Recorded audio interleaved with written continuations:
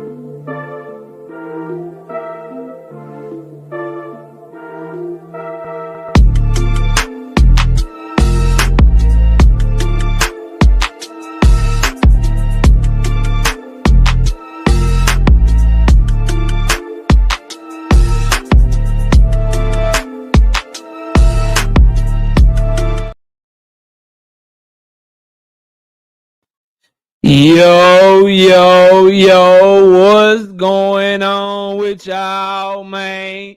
It's your boy KO. It's your boy Knockout. KO 86, Knockout 86, KO Boxing. Whatever you want to call me, I'm here, I'm live, we back. Welcome to another episode of Knockout Boxing 86 TV. Subscribe to the channel if you're new here. Hit that like button.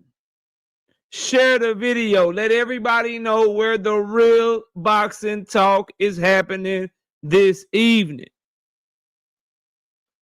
If you got a YouTube, if you got a Instagram, if you got a Snapchat, a tickety-tockety, a Twitch, wherever you can share this live and let them know KO is talking that boxing, man. And also, please donate to the channel. Hit that super chat. It's that $ right there where you leaving a comment right now. So be sure to do that. And also, you can hit that cash app. I know tomorrow is payday, but y'all got direct deposits. Cause see, the people that mess with KO, I know y'all got that direct deposit because y'all got jobs and ish. You know you got to pay today early. Stop playing. You know your direct deposit already hit. Stop playing. And hit that super chat. And you can also hit that cash app. Cash app is $ Knockout Boxing 86 TV. We got a special show for y'all today. Subriel Matias pops dirty. We got to talk about it. We got to talk about it. And the press conference was today. If you know your boy KO, I have done my best. I have not watched anything that has come on my feed about this press conference. I will be watching it for the first time on live and reacting to it. So we'll be reacting to the press conference. I'll be giving y'all my thoughts on the press conference. Then tomorrow, I'll be live at 2 p.m. Central Time, maybe around 2:30, but turn on your notifications, turn on your subscriptions. Hit that personalized bell icon because your boy KO is going to be live tomorrow afternoon talking about the weigh-in tomorrow. Talking about the weigh-in tomorrow. So please, please, please be sure to subscribe so you don't miss a thing. And also, I got the vlog. I got the vlog pinned to the top of the channel. Please go subscribe to the Life of the KOs, Life with the Knockouts. Me and Miss KO dropped the vlog for y'all, and we got plenty more content on the way. Before I do the roll call, let me first speak to my dog, Tim Carey, not Jim Carrey, 5-piece. No biscuit in the super chat. He say, what's good, KO? What's good with you, Tim Carey? Let me take this time to tell you what's not good, bro. What's not good is YouTube putting back this BS with y'all's names, bro. Putting back the BS with y'all's names. I'm not rocking with it, fam. I'm not rocking with it at all, bro. Why everybody name looking crazy, bro? The only reason I know that Jamari Payne is paid in full because he been coming around messing with KO for years now. I don't like this, bro. Put the names back regular. YouTube, put the names back regular, bro. Shout out to my dog Emmanuel Carter, 5-piece. No biscuit in the super chat. He said absolutely nothing. He's just showing love to the channel. I appreciate you, big dog. We got Kamal Eyes, 2-piece. No biscuit in the super chat. Kamal just hates Ukrainians, bro. I read this before I'm reading it out loud. He just don't like Ukrainians, bro. He says Usyk ducked Fabio Worley and Dubois ducked Frank Sanchez. I think Usyk has earned the benefit of the doubt, Kamal. I can't roll with you on that one, my brother. Alexander Usyk, who I am a fan of, we're talking about a 3-time undisputed champion, bro. We're talking about a guy that fought Daniel Dubois twice, Anthony Joshua twice, Tyson Fury twice. But he ducking wreck from Fabio Wardley, bro. The Dubois Frank Sanchez shit, I agree with, though. But Usyk ducking wreck from Fabio Wardley, who was getting his ass outboxed by, hold on, what's the dude's name? Not this fight. Joseph Park, I felt like was outboxing him too, but he was getting outboxed badly by, hold on, I'm going to tell you, bro. I'm going to tell you, fam. Hold on. And shout out to my dog, Kamal, man. I love having conversations with Kamal. That's my dog. We disagree sometimes, but it's always with respect. Justice Hooney, bro. Usyk is ducking smoke from the guy who was getting outboxed clearly by Justice Hooney and needed a 12th round knockout to beat him. That's who Usyk ducking? Nah, bro.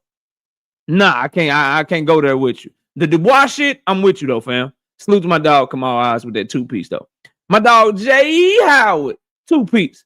No biscuit in the super chat says happy turkey day for this lovely smoked turkey. You ain't gonna believe me till you watch the vlog, J. Howard. But in honor of the card on Saturday, I am smoking a turkey breast. I am doing a boneless turkey breast. I'm gonna take the skin off of it. When I get off this live stream, I'm gonna brine it tonight.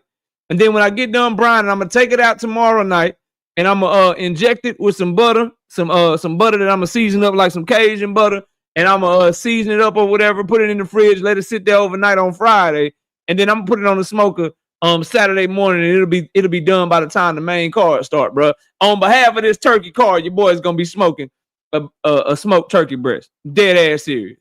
Dead ass serious. Y'all will see it on the vlog. Shout out to Big Bob Gunn. 5 of them things. 5-piece. No biscuit in the super chat. He said absolutely nothing. He just showing love to the channel. Salute to my dog, Big Bob Gunn. Shout out to Kamal Eyes with the get back. He said, I'm getting back at your ass, KO. Shit. KO, I'm getting back at you, nigga. Who you talking to, KO? With that 2-piece. My dog Kamal say, I like Usyk, bro, but he vacated. It's a duck. Hashtag standard. I respect that standard. I respect that standard. Now, he's saying he got a back injury. That's why I say benefit of the doubt, because I knew where you would go. I don't think Usyk would lie about a back injury to vacate the belt to duck Fabio Wardley, bro. I believe he truly does have a back injury, or maybe he just wants some time off, or maybe Usyk is trying to one-up Bud Crawford and become 4-time undisputed, bro. Maybe he gonna become 4-time undisputed, drop the belt, let Fabio get it. Fabio defends it one time, and then he go get that bitch back and become 4-time undisputed. Like he did Daniel Dubois. Here, Daniel, you can have the IBF belt. Oh, my God, he ducked Daniel Dubois. Oh, my God, Usyk ducked the rematch with Daniel Dubois. Daniel Dubois defend that shit one time, and then Usyk come back and pow, knock his damn head off his shoulders, man. So maybe that's what's going on, bro. Maybe that's what's going on. Texas DT20 with the 5-piece. No biscuit in the super chat. He said absolutely nothing. He just showing love to the channel. I appreciate you, big dog. My dog Boxing and Barbecue say, you got a pellet smoker, don't you, KO? Yeah, I got a pellet smoker, and then I got to get my offset smoker. I'll probably get it for Christmas or Father's Day. The one that I had was real rusty and old. I had it for a lot of years, so when we moved into the new house, I didn't bring it with me. And Miss KO bought me a pellet smoker 2 years ago, I think it was, bro. And I never had one before. I like it though. I like it, but I do miss the reason I want my offset because I miss manning my own fire, bro. That's how like I came up, charcoal. Then I upgraded to being able to do it with just the post oak wood and shit like that. And then now this is my first pellet smoker. I just like I don't know, maybe it's some caveman shit, Boxing and Barbecue. I don't know, bro, but I miss just manning to the fire and shit. You know what I'm saying? Just manning the fire and shit. Shout out to my dog Kamal Eyes with the 2-piece. No biscuit in the super chat. Fabio will have to see a Twama who ducked Sanchez too. Yeah, everybody ducked Sanchez. I got a whole list. I was talking to my homie Eldo. We was texting today. Bro, it was F8 turned down the Sanchez fight, Moses Atwama, Richard Torres, and Daniel Dubois, bro. That's crazy, Kamal. That's a lot of people, bro. That is a lot of people. If Fabio got to see Atwama, then Atwama is gonna make sure Fabio can't see no more. That's a bad day. That's a bad day for Fabio, bro. That's a bad day for Fabio. Shout out to my dog Trap Band with the 2-piece. No biscuit in the super chat. Look, man. He said absolutely nothing. He just showing love to the channel. I appreciate that, bro. What you say? KO, is there a way to get my YouTube then tripping? Bro, I don't see no super chat from you, fam. If you got a Cash App, Chris, you can Cash App, but bro, check your bank account. Because if it's not popping up on my YouTube, bro, if it's not popping up on my StreamYard, man, I hope they not charging you and then that shit getting lost in the ghost. Let me check my YouTube, though. Is it popping up on my YouTube? Do y'all see any super chats from Chris?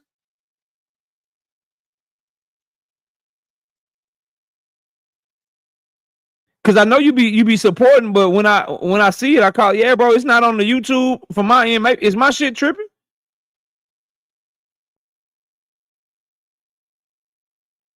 They say update your app, bro. And let me go ahead and apologize to y'all in advance. YouTube got this stupid name shit going on. So when I'm about to call y'all out, bro, if your tag is something else other than your name, and I call you the wrong thing, I apologize. Look, let's run this down. We got over 100 people in here early. Let's get the likes up over 100 so we can get straight to the show. TYTY007, awesomer. What up? We got Opulent LD. What's good, brother? Here we Q. All things. Mike Moss, Terrell Jackson, my dog Young World. What up? Some rando dude. What up? We got Emmanuel Carter. We got on the money line. We got Victor in the building. We got Jay Highwood. What up? Fat Pack 32. What's good with you? Zach, what up, bro? We got I think that's DC Dre. But it's Andre, folks. See, YouTube, fix the street. Boxing King, what up? WTF Media, what's good? Lee Jackson, Oak Cliff Sensei, Mr. Fish, Tim Carey, not Jim Carrey, y'all. Sammer Salmon. See, this is that bullshit. This shit making me mad. Tez 305, what up? Million Films, Danetta 27, what's up? Anthony Mason. What's good? Old school. William, what up, bro? Salute, man. Ramon Seafood, what's happening with you? O2 Marzi, what up? See, I think that's my dog, Big Bob Gunn. I think that's him, bro.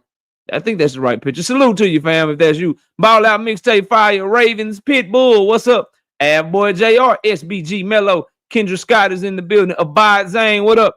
Ahmad Senior 510, what's good? Poi Pounder, what up? Broken Dangerous, what's happening? Swoosh Life.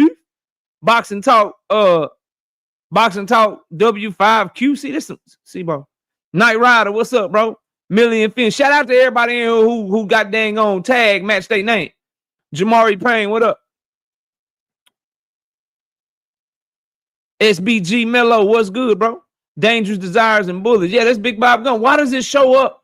You know what? I ain't even gonna. Why does it show up his real name in the super chat, but the tag on the. Y'all doing too much, YouTube. No evidence. What up? Y'all doing way too much. Boxing and Barbecue. What up? Chris, what's good, bro? Don Ballin. What's happening with you, Don Ballin? Salute, fam. We got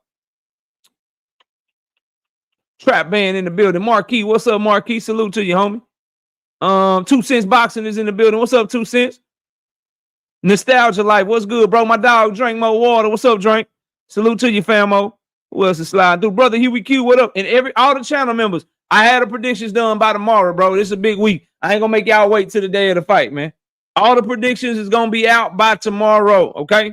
So that way I give y'all enough time. I'm trying to get better about that. I'm a little less busy. We had good news with the dog today. He went to the vet. They got all the ketones out of his urine. His numbers is good. He's on the mend. He's doing great. Shout out to my daddy dog, man. He doing his thing. So I'm a little less busy, man. I'm a little less busy. YouTube ain't giving no notice. Well, we not going to cry about it. We're not going to cry about it. We're not going to do a live stream titled YouTube not sending my notifications. I'm not going to do a live stream titled YouTube has me shadow banned. I'm not going to do that because I'm not made like that. When they try to block us, we hustle harder. When they kick us down, we just get back up. So what I'm going to ask y'all to do, though, hit the damn like button. When you come by the videos that we doing, make sure you hype them up if you got any hypes left. Make sure you comment. Show engagement with the channel. Show you love this channel. Show people need to come over here. And they will come because the cream gonna always ride to the top. But you can try unsubscribing and subscribing back up and turning your notifications on, but we gonna work. Everybody know when I'm live. I know the schedule been janky lately, but we getting back to it, man. Y'all know we gonna kick it regardless, bro. Who else? Who else is here? I spoke to my dog Zach already. I think this is a new super chat. I think this is new. Yeah, this is a new one. Shout out to my dog Kamal Oz with the 2-piece in the super chat. It says Itwama Duck Sanchez for Kirk GP. Are you with me, Franklin? GP, are you with me? Facts. This nigga's fighting Kirk Franklin. I did this shit already, Kamal. I don't know if you was in there. I was singing Kirk Franklin songs when I found out Itwama was fighting this damn Kirk Franklin, Jermaine Franklin. No, bro. Trash. E-Double, what up? Billy Wright, what's good, bro? Salute to everybody. We got 150 people in here. Make sure we get the likes up. A1 Hoop Zone. Luca. I think it's just meant for you and me to cheer for the same team, bro. Because I was a LeBron fan, right? And then I'm a diehard Mavs fan, but I'm rocking with Luca. He was going to be my next one when LeBron retired. Then my Dallas Mavericks traded him in the most stupidest trade in NBA history to the Lakers. So I'm with Luca. I'm Team Luca. So we might just be cheering for the same team for the next 10 to 15 years, bro. Yeah, I'm on the bandwagon. Dondrick, what's up, Dondrick? The only Jamal Charlo fan that I know. If you know any more, put him in the chat. SBG Mello says we had 67 likes. That is not enough. Malik Taylor, what up, Malik? Salute. Big Skull 313. J Pitt City with the 5-piece. 5 of them things. Bow. No Biscuit in the super chat. Says salute to KO in the chat. Yeah, YouTube be doing that. I had to change my screen name. Yeah, YouTube is bull essing. 10 and them. 10 and them. You might have the only one. If this my homie 10, because I can't tell by your tag, but 10, if that's you, you might be the only one in the chat where your tag is better than your real name. You should change your real name to your tag because your tag is better, brother. I'm just saying. You ain't got to listen to KO. We got Cello March. What up, bro? Marshawn West is in the building. What's up? I think I just got a notie. I think I got a notie that we got a cash out. Yes, we did. Shout out to my dogs. Hold on. There we go. Shout out to Burweezy. 20 bomb. 20 bomb. Says check hit early. Burweezy in the chat. Yeah. That's what I'm saying, bro. I know y'all got jobs. Stop playing. Man, I just get KO a super chat tomorrow on Friday when I get paid. Nigga, you got paid today. You got direct deposit. Stop playing with me, man. Shout out to Don with the 5-piece. No Biscuit in that super chat says, who you got in the Cool Boy versus Shockey fight? I appreciate the $5, but man, my picks are for the channel members, Don.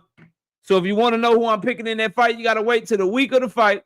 And then I drop my predictions every week to our channel members. I got to make sure I give them the respect of not giving away my picks to everybody. My dog, Not Me, is in the chat. What up, Not Me? Who else?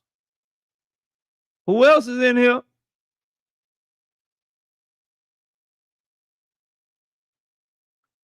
Who else is in here? John Wick. What up?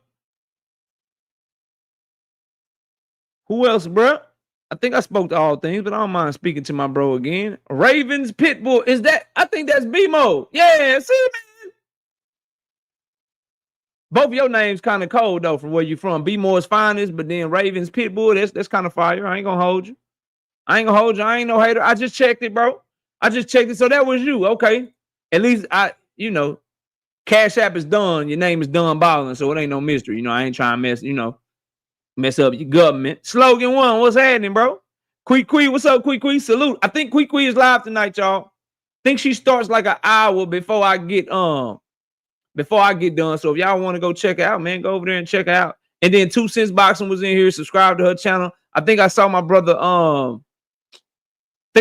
William Old School. Him and D1 go subscribe to their channels, man. The Angry White Man Boxing Podcast. Everybody that's doing their thing, making this content, that's rocking with me. Y'all know we rocking with them, so go subscribe to them and show them some love, man. Kiro Black, what up? Salute. Jay Vonnie, what up, Jay Vonnie? See that? That's not who that is, bro. That's not who that is, but that's my dog. I'm sorry that I'm reading your tag, bro, and not calling you by your name. They on some BS, man. YouTube, fix this. Richard Paris, what's up, man? Shout out to my dog, Zach, with the 5-piece. No biscuit in the super chat. He said, absolutely nothing. He just showing love to the channel. I appreciate you, bro. I appreciate you. Seattle Rick, what up? D. Willie Thomas, what up, bro? Fresh 313, what up? Oh, yeah, William Old School. I got you, man. I got you. That's DXN Tsunami, but it say Tsunami Mix. Man, y'all janky, YouTube. Let me stop for they just like block all my. All right, we had 103, 173 in the building. Now I don't want to be greedy, but if it's 173 people, why y'all can't get to 125 one time? I'm trying to see something. Why y'all can't get to 125 one time? I want to talk about Subriel Matias popping dirty. Can we get to 125? It's 170 people in here. Why we can't get to 125? That's all I'm saying. Man. Why we can't get to one? Damn it. I forgot my water again, y'all. I stay forgetting my water, man. I'll get it later. It's all good. We had 105. Let's go ahead and get started. Subriel Matias popped dirty for Osterine. Kevin King, what up? He popped dirty for Osterine, man. Let me tell y'all something, bro. I like the way Subriel Matias fight. I love the demeanor. But, bro, the moment I thought about that, I thought about the person that died in the ring fighting him, bro. How we know he wasn't dirty during that fight? See, when you cheat, bro, when you cheat, we call everything that you've ever done into question. Ronnie Bravo said he knew your ass was a fraud. When you cheat, bro, now I'm wondering, that dude that died fighting you and he fought so valiantly, Dadashev. Buddy McGirt was his trainer, bro. Was them clean punches or was them Osterine punches, man? Yeah, dude died in the ring fighting him, bro. Dadashev, bro. Dadashev. And then all them dudes that you beat up, shorten their career, that's not the same since fighting you that you just was running through, bro. Was you on them Osterines, bro? Let me know you don't believe in yourself without telling me that you believe in yourself. So, although I like the way Subriel Matias fights, although I was a fan of his, I am no longer a Subriel Matias fan, bro. I don't like drug cheaters, man. I don't like people that cheat. I don't like shortcut takers, man. Kiro Black, what up? So I got no respect for that. Now, obviously, they got to test his B sample. If it come back to that is negative,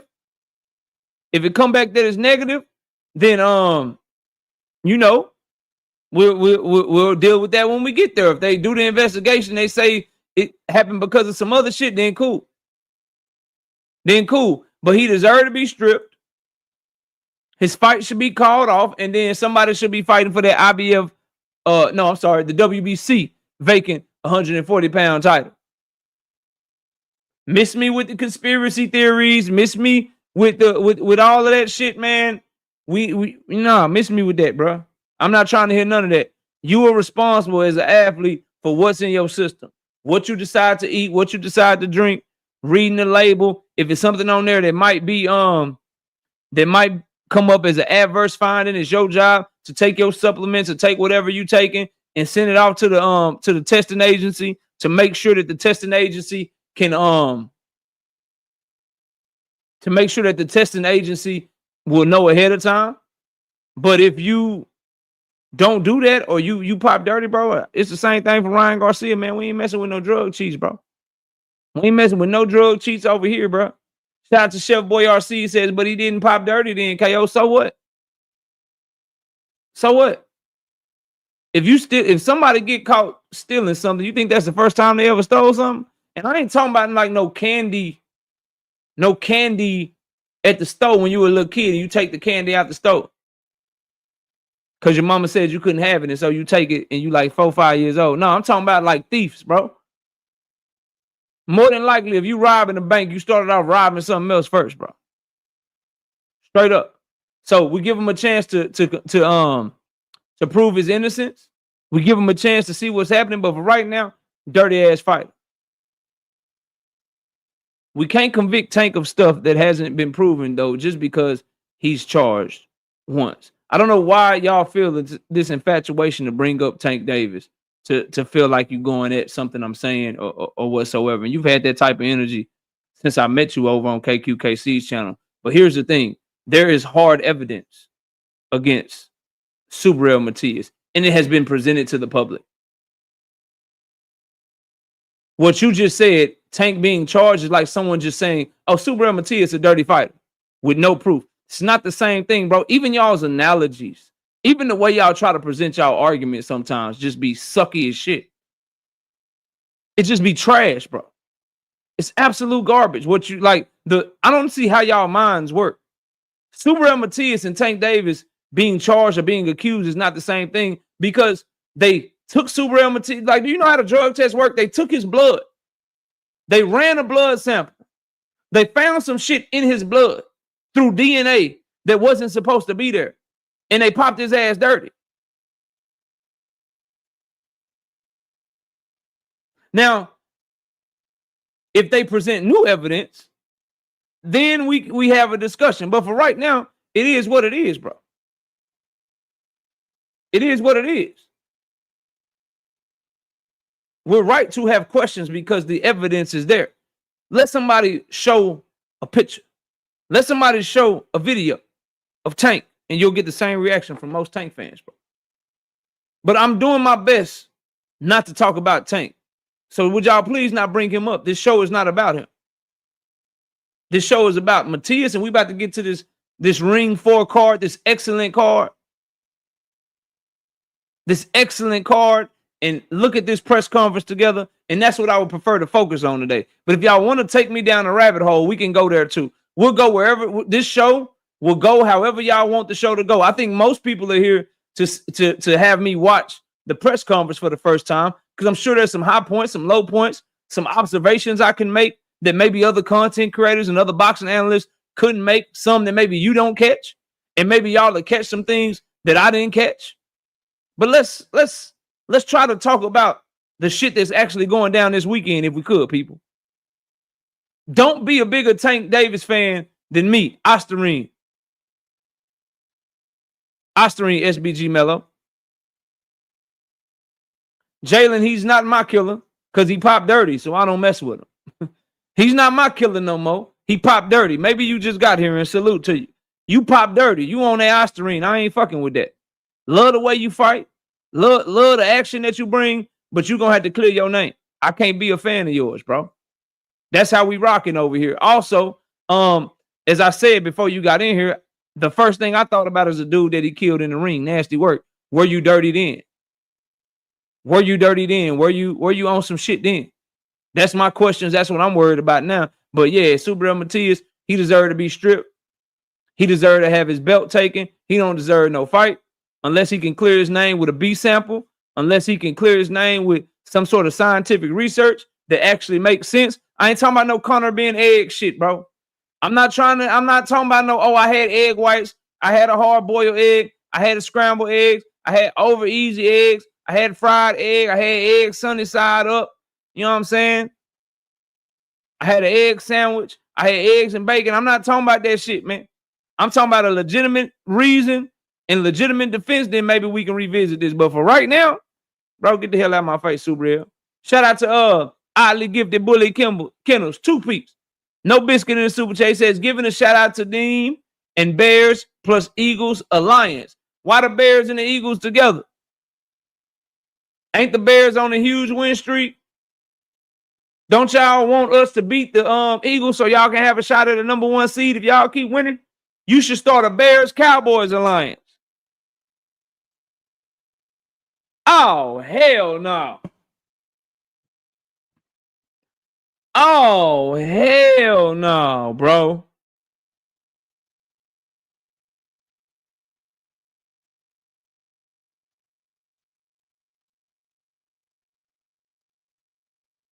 Oh, hell no, bro. Nelly the Don, what up? Oh, hell no. I just got a text. It's a Canelo versus Crawford 2. Canelo versus Crawford 2, man. If that shit happens, bro. If that...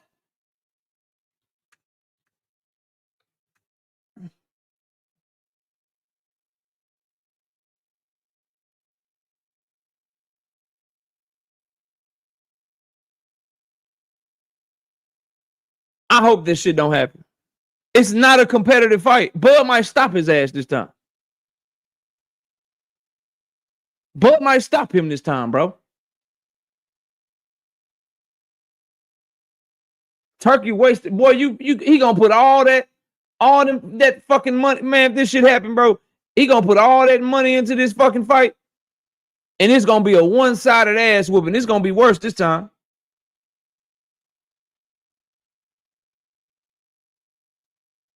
Man, he's stopping that nigga they fight again. I'll bet whoever.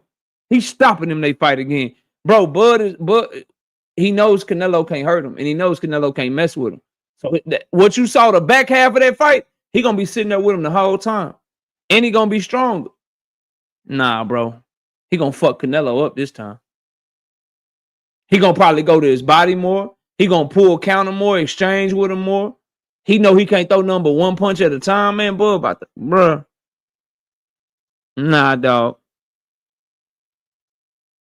Canelo, that's a bad move. Let me know you just trying to get 100 M's without telling me you trying to get 100 M's. Nah, running shit. I'm out. I'm out on that shit. He about to whoop this dude ass, man. That's the rumor, man. That's the rumor. Yeah, Bella Faith, no more Canelo by KO. Anybody picking that after watching the first fight is stupid. Anybody picking that after watching the first fight is stupid. If anybody gonna get the stoppage, it'll be Bud Crawford. Because I seen somebody in the chat say that's a 10-2 fight. That's 10-2 if you gave Canelo the first round. And the only reason you would give Canelo the first round because he's the A-side and neither one of them did shit. Bud Crawford won round 2, 3, and 4, and he won round 6 through 12. The only clear Canelo round that you could say he won is round 5. But Crawford won 2, 3, and 4, and he won 6 through 12. That's a waste of fucking time. Gunnar Schaefer, what up? So I hope that my dog is wrong, but bro.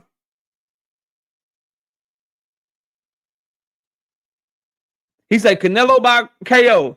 Hashtag Bud #1 hater. Man, listen. That's that emotional shit. That's that emotional shit. I'm gonna make some money off of.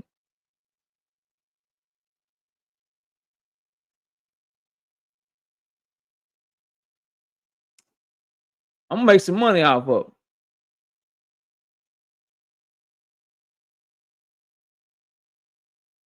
You know, Bud was speaking of that. Sidebar. We're gonna get to the press conference, I promise. Sidebar real quick.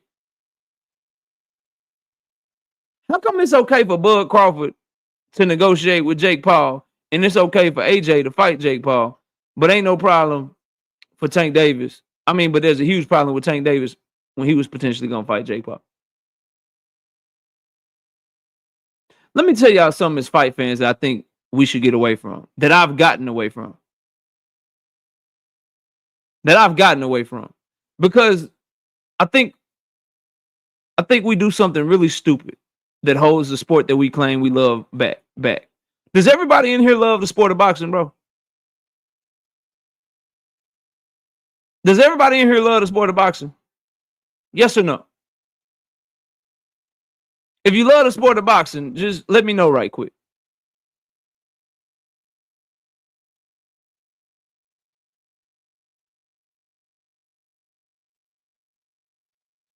And y'all know I love my dog. He's the only managing moderator on the channel. And it's like, I'm glad he typed this. Because I want to make a point, bro. Drink, it has the authority to block moderators on this channel. That's my dog. He gonna tell me what he think regardless, and he ain't never stopped messing with me over no boxing opinion. We've been debating each other and having different points of view for years, bro. But this is the problem, y'all. And I want us to evolve. I want us to do better. He says Bud can do what he wants at this point. Might fight me next, and we gonna give him credit. See, this is the issue, bro. Now you should be. You too. Yeah, you too. Hold on, let me check, bro. I'm glad you said that. You and him. Give me a second. Because you the president. Go to my community real quick. I'm right here in it too.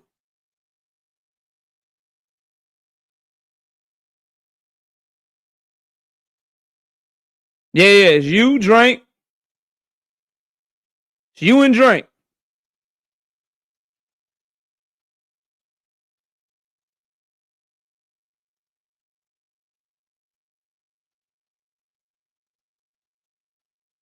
Yep, you and Drink, bro. Yeah, test it real quick. Just time somebody out for 10 seconds, bro. Let me make sure it's working. Because you should. It just said you had those privileges. Hit somebody for 10 seconds real quick. And shout out to my dog, to my dog, Safford. I ain't gonna say your whole name. Safford. Salute to you, bro. 20 of them things. No biscuit in the cash app. He says, for them PPVs. Appreciate that, bro. Appreciate that. Okay, yeah, run it. Yeah, so you got Marquis. You got Marquis for for 10 seconds. All right, yeah, you good. All right, so this is what I'm saying though, y'all. This is why I asked y'all this question. This is what I want us to move on from. This is KO's thoughts just on boxing as a whole, right? I think we all got it wrong, bro. And I don't think like this no more, but I used to. But following other sports makes you think about different shit. And here's what I'm saying. Why in boxing? Only boxing. You can't think of another sport. And I've said this before, but I really want to harp on it because I want y'all to understand the point. Then we're going to get to this press conference. But I think this is very important, bro. I like take your favorite fighter out of it for a second. Take whoever you like out of it for a second and really try to hear what I'm saying, bro. Oh, that's my dog Isaiah WYD. All right, cool. No, all right. So Isaiah in that 20 in that cash out with the 20 piece. I appreciate you, big dog. Only in boxing do we allow fighters to get to the biggest that they've ever been, and we expect less of them. When Floyd Mayweather got to a certain point, all the Floyd fans, Floyd can do whatever he want to do. He's earned the right. But that was also the point that Floyd was making the most money. That's also the point that Floyd was charging the most for his tickets, and he was on pay-per-view. Oh, Canelo Alvarez did what he can do. He made it to this point. Now he's the face, and he can do whatever he wants to do. Because he's done this, he's done that. But Canelo is in a position where he makes more money than he's ever made. He's in a position where he has done, where he charges more for his tickets, he charges more for pay-per-views. I'm going somewhere with it. Now we're on the Bud Crawford, right? Bud Crawford, same thing. He's the biggest star he's ever been in his entire career. He's making the most money he's ever made. His tickets right now cost more than they've ever cost. Alexander Usyk would be another one, right? Oh, he can do what he wants. These guys, they can do whatever. My problem with that is it's holding the people that are supposed to be the biggest stars and have accomplished the most, it's holding them to the lesser standard. When you go to any other sport, y'all, that you may follow, whether it's football, whether it's basketball, tennis, whatever. Tennis fans weren't like, oh, well, Serena Williams, she won enough Grand Slams. She ain't got to win no more. She proved enough. No, Serena had her Nike deal. She had the endorsements. She was supposed to be the best. So guess what? Every single time she stepped up to Wimbledon, guess what her expectation was? You got to win this damn tournament or it's a disappointment. You go to football, Tom Brady. Nobody was ever, Tom Brady got 4 Super Bowls. Nigga ain't got nothing left to prove, bro. He good. He can go out this bitch. He can lose 16 games. He can do what he want to do. No, every time he laced them up for every season, if they didn't win a Super Bowl, it was a fucking failure, bro. Basketball. Don't nobody care if Steph Curry got 2 to 3 goddamn championships. Don't matter if I watch. Stop trying to distract and deflect because you know I'm cooking.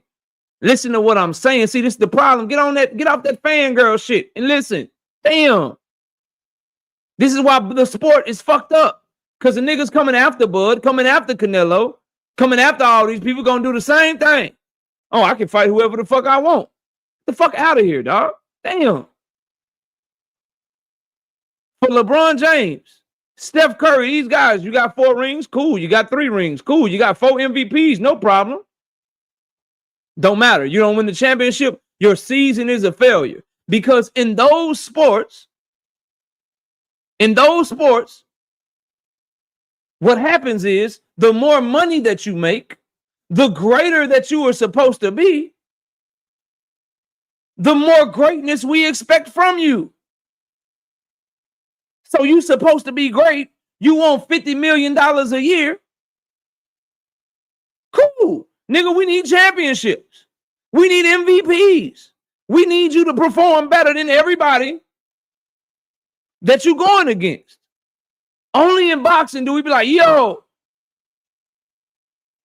this nigga super great. He's pound for pound number 1. He has accomplished something that nobody else has accomplished. Nigga, you can do whatever you want to do. Nigga, look, well, you can fight a cab driver, nigga. You can fight a cab driver. You can fight a janitor, nigga. You can fight KO. Shit, we gonna watch you make $100 million, and you know what I'm saying? It's just, you get to make the most money that you ever made, and if you want to fight the worst level of competition that you ever fought, that's cool, because nigga, you made it. You made it. The standard is the standard. This is coming from a boxing fan, because I hold Tank to that standard. I want to see you do this. These are the fights I want. This is a good fight. This is a bad fight. This fight over here is trash. Right? As a matter of fact, what I would tell you and everybody in here is y'all got it right with Tank. Yeah. You should hold every fighter to the standard that you hold Tank to until they retire. That's what happens in other sports. Y'all don't want to hear that shit, though. Y'all don't want real shit. Y'all just want to argue like man fans and girl fans. Because truth, guess what? If Loma comes back, guess what the standard should be? For him to fight the best. For him to try to compete to prove that he's the best.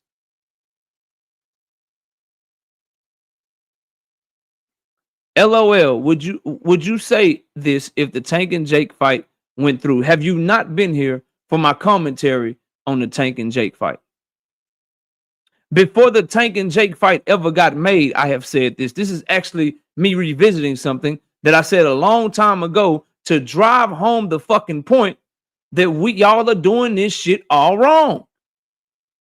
When people are charging you more money for tickets to go to fights, when people are charging you more money for pay-per-views, when people are charging you more money for subscriptions, When people want to be held to the highest standards of you glazing them, then they should be giving you the highest level of product.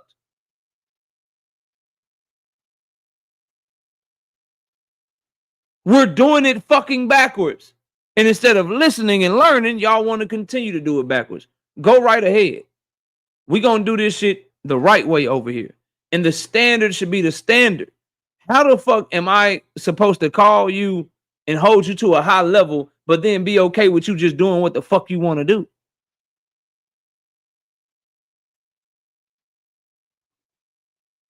That's all I'm saying, bro.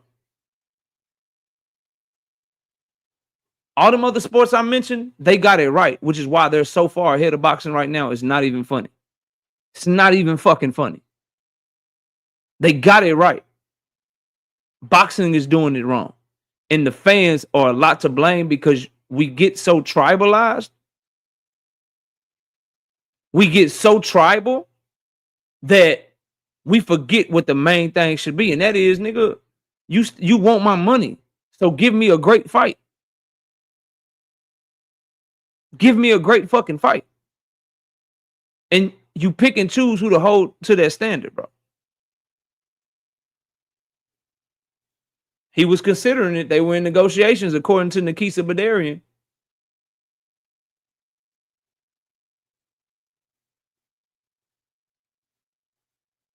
Yeah.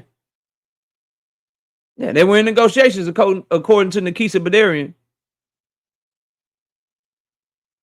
We got to stop this shit, bro. And I'm gonna push that shit heavy moving forward on this channel, man. Cause you know what? Like I said, everybody seems, for some reason, Tank is the only one y'all can seem to get it right with. Tank fight Ryan Garcia, good win. Tank, who you fighting next? Oh, good win. Great knockout with Leo Santa Cruz to go down in his weight class and become champion. Who you fighting next? Guess what y'all gonna do? He beat Lamont Roach in a rematch. If they fight in a rematch, okay, nigga, you fighting Shakur next? He beat Shakur Stevens. Okay, nigga, you fighting Team Lufu? He beat him. Okay, nigga, you fighting Devin. It will never stop with him. It should never stop with anybody. Y'all even understand it when it's Canelo. Niggas always understand it when it's not their favorite. When it ain't your favorite, yeah, man, Canelo should be fighting David Benavidez. Man, why Canelo ain't fight Better Be? Man, why Canelo ain't do this? Why he ain't do that? Y'all pick and choose, man. We got to stop picking and choosing and hold everybody to that shit. There's no way in hell that you should be asking as a boxer for the most money that you can ever make while giving us bullshit fights. So, it's off of that. Off of that, though. Let's get to this press conference, bro. It's about that time. 235 in the building. 235 in the building. Can we please get the likes up to 200? Where we at on the likes? If you start consuming boxing the way you consume football, if you like football, or baseball, if you like baseball, like bro, Shohei, man, I'll end it with this, bro. I'll end it with this, bro.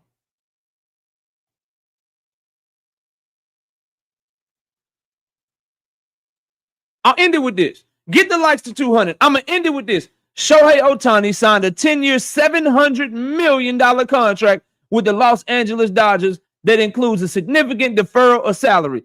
10 years, $700 million. The Los Angeles Dodgers won the World Series this year, and they won the World Series last year.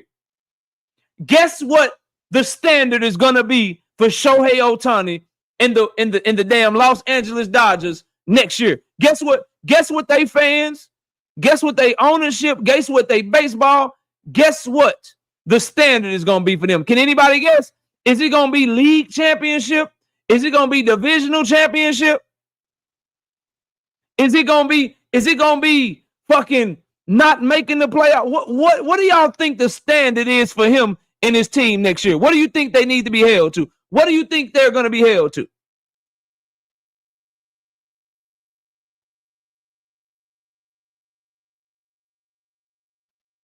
This is the fucking point I'm making to y'all. The man makes $70 million a year. And you know what he don't do? Nigga, I can bat against whoever I want to bat against, nigga. I'm only batting against right-handers because I bat left-handed, nigga. So I'm only batting against right-handers because that's my I don't want to bat. What you say, coach? What you say, coach? No, I don't bat against left-handers, nigga. I only just call me when it's right-handers. What you say? No, I don't want to pitch. I don't want to pitch. I'm not pitching. I'm not pitching. I just want to be a hitter. I'm not pitching at all. No, that nigga's expectation is going to be to pitch and hit, to damn near win another MVP, to fucking win a World Series, because in baseball, when you making the biggest money in the fucking sport, they expect you to go after greatness because that is the expectation when we pay you this shit ton of money. Boxing business is fucking backwards, bro. Boxing business is backwards. Yo, hey, man, look. Pay me $10 million. I ain't fighting my mandatory. I ain't fighting the champion. I'm fighting this nigga over here because I'm the man. I can do what I want to do. Got to get out of that shit, bro. Got to get out of that shit, y'all. That's the point I'm making. Let's watch this press conference together because I'm excited to watch it. I ain't seen this shit yet. Smash the like button. Get the likes up to 200. Run the likes up to 200.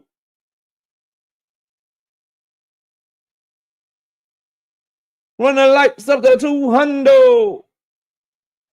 I know they're going to try to play me an ad. Let me mute it. Yeah, get me off the ad, bro. I don't want no ads, bro. Damn, can I skip it?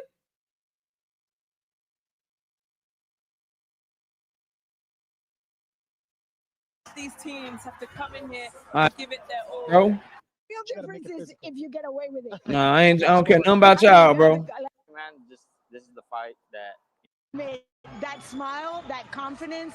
He walked in that stage as we were doing the arrivals. Okay, little highlight. All right, hold on. Oh, damn, I went too far. Saudi Arabia. Okay, I don't care nothing about you, bro. I'm here for the fighters and shit, bro. Competing in a 12-round contest. All right, that's it. All right, bet. Yeah, they up there. Lightweight championship of the world. Let's welcome from Maidstone, Kent, England, Sam Midge Noakes. There goes Sam Noakes.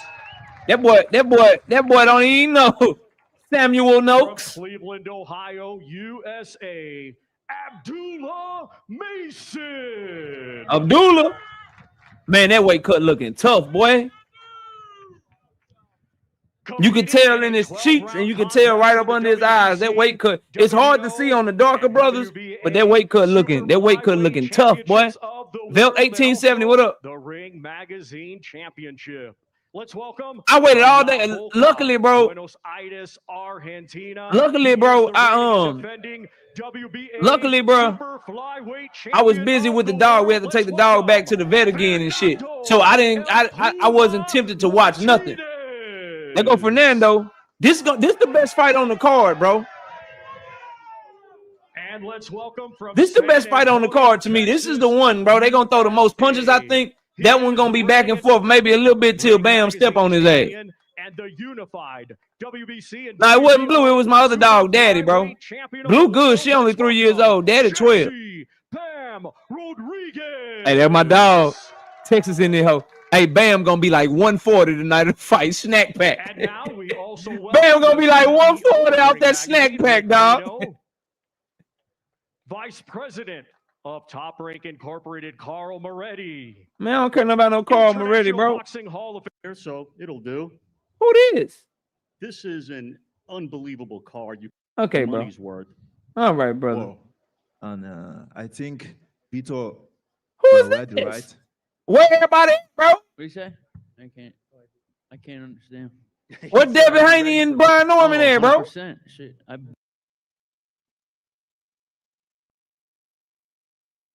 Bro, where? Yeah, he old. He old, Nick J. We had him since 2014. So he was 5 weeks old. He about to be 12. That's my dog, though. That's why the whole thing, that's why shit stopped. We took his ass to the vet. I should have bought a PlayStation. We take care of him. We got his insulin and everything. They gave my dog diabetes and shit, man. It's crazy. Where they at, though? Why I don't see Devin and Brian Norman and them up here, bro? Where David Benavidez at? I see Bam. I see Abdullah. I see Sam Noakes.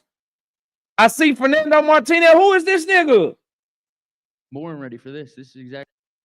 What? 2-part presser. What the fuck? This is a Shakespeare play, bro. What are you talking about? 2-part presser, bro. What's up, Zoomverse? What are y'all talking about?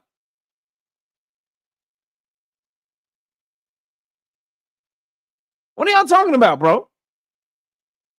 2-part presser? I don't watch Hamlet, bro.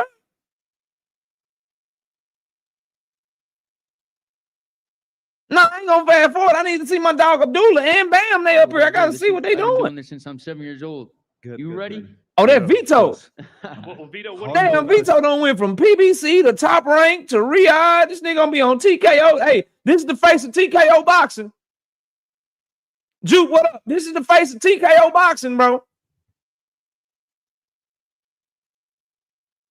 So I gotta get through this. Then they gonna bring the other ones up. All right, we gonna get through this though. There go the face of TKO boxing, bro. Nah, he is. That's why they trying to put him on his card to build their company and shit. I don't know who he fighting. This dude look like he from what's that movie with Tom Hanks, man? The Pirates and shit, man. Captain Phillips and shit, man. Vito versus Captain Phillips, man. Don't worry. Don't worry. We'll see. Don't worry. We'll see. Don't worry. We'll see. Oh, don't worry. We'll see. Vito, what do you know about him? Hey, I legit don't care about y'all, bro. Real talk. I want to hear. I'm Sam Noakes, Abdullah, and my dog Jesse Bam Bam. Carl Moretti. I don't care. Frank Warren. I don't care. Oh, there go my dog. There you go. We all know the saying in boxing: styles make fights. Abdullah Mason can seemingly do it all. Why will your style be able to give him so many problems? Listen, I think I've got one of them styles everyone keeps saying is one. Yes, Nick J. He got permission from Top Rank. Top Rank gave him permission to go. They like, nigga, you can go ahead and go. They let him just go to TKO. They're like, yeah, you can go ahead and go.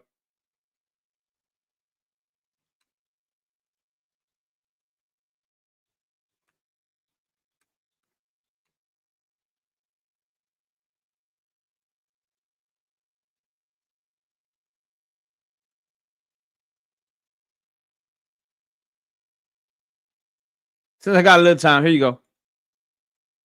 Oh, damn. Yeah, let me share this one. I'm coming right back to it. But content creators asking questions, and they might want to use it for the show. Here you go. Vito Manica Jr. is not signing with a promotion called TKO. Instead, reports from late September 2025 indicate that he was released from his contract with Top Rank, and he's signing with Zuffa Boxing, which is TKO. So he's signing over there with Dana White now. Just so you know. Shout out to my dog, Big Dog Willie. Big Dog Willie, Big Dog Willie. With the 2-piece, no biscuit in soup chat. I heard Noakes develop a punch to KO Mason. Facts. Yeah, because you scared, you mad at Abdullah because, whatchamacallit, Shakur tried to be his fake brother and Abdullah turned him down and shit. Yeah, that's why you mad. That's why you mad, bro. That's why you mad. You mad because Shakur tried to be his fake brother. You mad because Shakur tried to be his fake brother and Abdullah Mason said no. And then it really pissed you off when they did this. This is what really got you. Bro, I can multitask. I can multitask. This is what really got you mad. Hold on.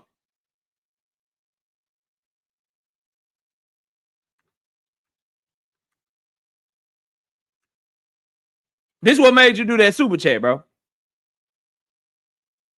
This is what made you do that super chat. Hold on, I got it.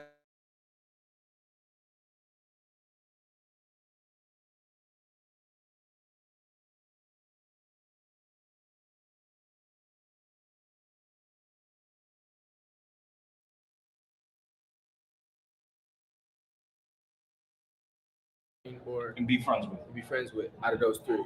So I'm gonna fight Floyd Schofield. I'm gonna fight Shakur Stevenson, and I'm gonna fight Keyshawn Davis. Who said?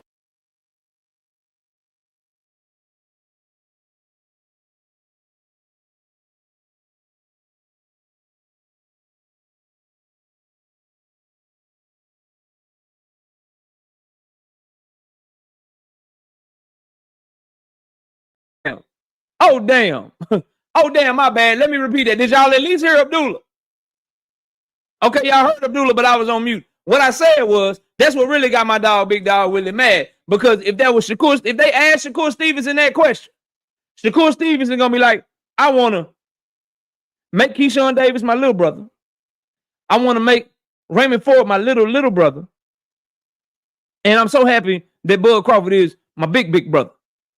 See, that's why you mad, bro. Let's get back to your regularly scheduled program, though. I just had to show you that real quick. That's why you dropped that super chat, bro. That's why you dropped that super chat, fam. I got you.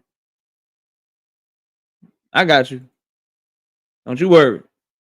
KO is here for your boxing talk needs. Let's go. One-dimensional and all that, but I feel like from the outside it looks easy to deal with, but you'll find out Saturday that it's not going to be very easy to deal with. Drink Sam No say you got him messed up. His style is not easy, bro. In this fight, why don't you think you're getting the respect you feel you deserve? It don't really matter to me, to be honest, being the underdog. All that means is everyone betting on me is going to win a nice bit of money. Okay, Sam. Sam say we gonna get some money betting on him. We gonna get some money. We bet on Sam Noakes. What's the odds? What's the damn odds, Abdullah? Mason, Sam Noakes, betting odds.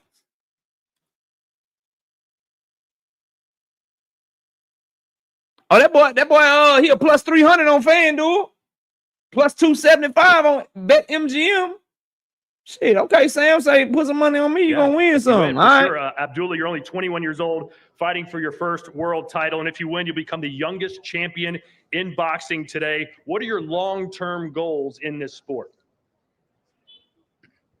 First off, I want to give a thanks to everyone that was involved in making this happen. You know, Jay Prince Boxing, Top Rank, my managers, and you know, Ring Magazine, Turkey Other Chief, and I'm just here, man. I'm ready. Well, you're undefeated.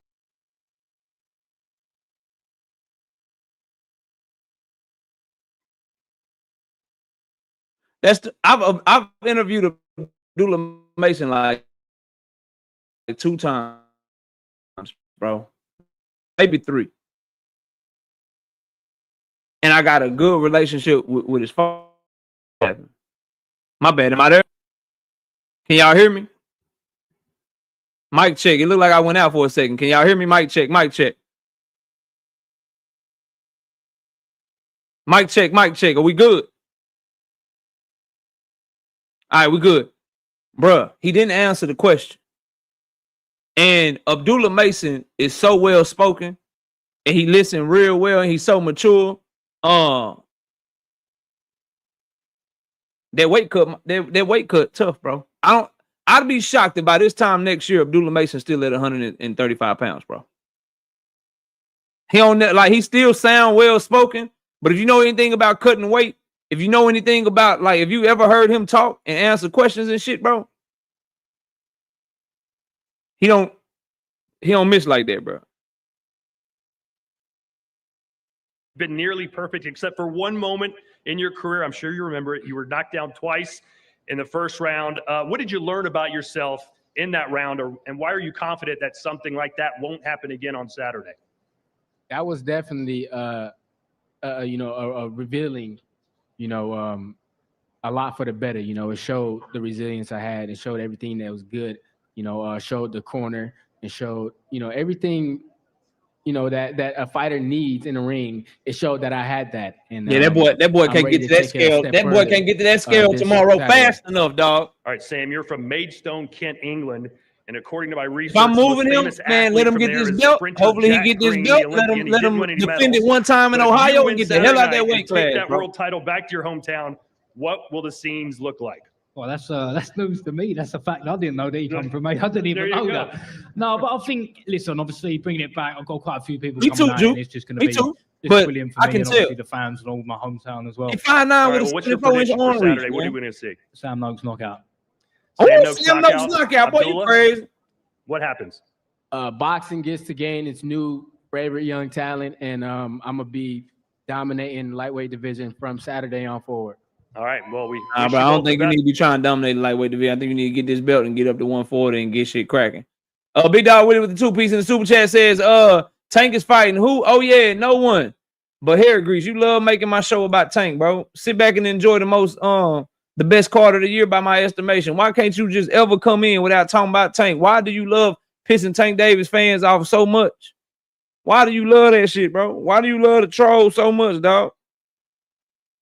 Why can't you come in and say nothing about your favorite fighter, bro? You know what I'll never do? I'll never talk about Shakur Stevenson more than Tank Davis, bro. I'll never talk about anybody that I don't like more than somebody that I do like, because that's gonna make the person I don't like get more shine. You sound crazy, bro. Shout out to my dog Envy the guy with the 5-piece in the super chat. He say, salute KO. I got Bam, David, Mason, and Devin winning Saturday night. Smash the like button, people. Yeah, facts. Big facts. Big facts. And I see y'all asking about Abdullah Mason being a weight bully. I see y'all asking about why is he shrinking himself down in weight, because he wants an advantage come the night of the fight. That's what bigger fighters do, bro. That's what bigger fighters do. When you were that big and you were looking to shrink down so you can have an advantage. And also, the more divisions you can be champion in, the more money that you get to make as you move throughout your career. But of course, Abdullah Mason, 5'9", 74-inch arm reach, he looking for advantages, bro. He gonna be taller, longer than all the guys that he's fighting. But he don't usually talk like that. So I hope the weight cut is good. I hope he rehydrates great. And I want to see him go in there and show up and show out, man. Thank you. And now we turn our attention to a fight in the super flyweight. Oh, you thought my answer would change, thank Father, because it's Abdullah Mason and not Devin Haney. Nah, we keep the same energy. You got to go somewhere else for that picking and choose and shit. You can't come over here for the picking and choose. Difference is, I'll just tell you straight up, I'm way more of an Abdullah Mason fan than I've ever been a Devin Haney fan, or ever will be a Devin Haney fan. But it's the same reason for both of them. Cool. Cool. You got to go somewhere else for that bullshit. Weight division, 2 of the best in the world, no doubt about it, for the WBO, WBC, WBA, and Ring Magazine world titles. Puma Martinez taking on Lego Rodriguez. We'll start with Puma. I'm sure a lot of people that will be watching Saturday night aren't that familiar with you as they are with Bam. How would you describe your style, and why have you been so successful in your career? And real quick, I see a lot of y'all, maybe y'all don't watch the smaller weight classes. A lot of y'all acting like Fernando Martinez is trash. This guy beat Jerwin Ancajas 2 times, took his belt off of him. He went to Japan and beat Kazuta Ioka for his belt in Japan. This dude can fight, man. Argentinian dude, tough. Y'all gonna Bam up there for fighter of the year. Crawford probably gonna get it because of what he did to Canelo, but Bam is right there. And Bam seems to be putting together years where, other than that year where he broke his jaw, I think in 2023, Bam Rodriguez has been putting together fighter of the year years in like 2 of the last 3 years. The boy's special, man. Sí, en primer lugar, Fernando, bienvenido. Obviamente, supongo que mucha gente no habrá visto mucho de ti, pero sí de Bam Rodriguez. I have no clue what you're saying, bro. I got no clue what you're saying, bro. Got no clue what y'all talking about, fam. Rick Reno, you were sipping champagne. He got the Lokes on. That's why you were late here to the dais. But you're here with Bam Rodriguez. You've got a lot of great fighters on your roster, no doubt about it. But from day one, you told us he was going to be a pound-for-pound star. Are you surprised with just how good he's become so soon? And Herno, they be like, yep, another time I just get to give my money. I ain't got to put the shit up. I ain't got to put no money up. I ain't got to put together a card. I ain't got to pay no undercard fighters. I just bring Bam Rodriguez, collect my 10, 15, 20, 25%, whatever the fuck it is, and I just get to sit back and enjoy the fight and get paid to do shit. Yeah, thanks, Todd. Just firstly, thank you. Who's the most accomplished fighter on the card?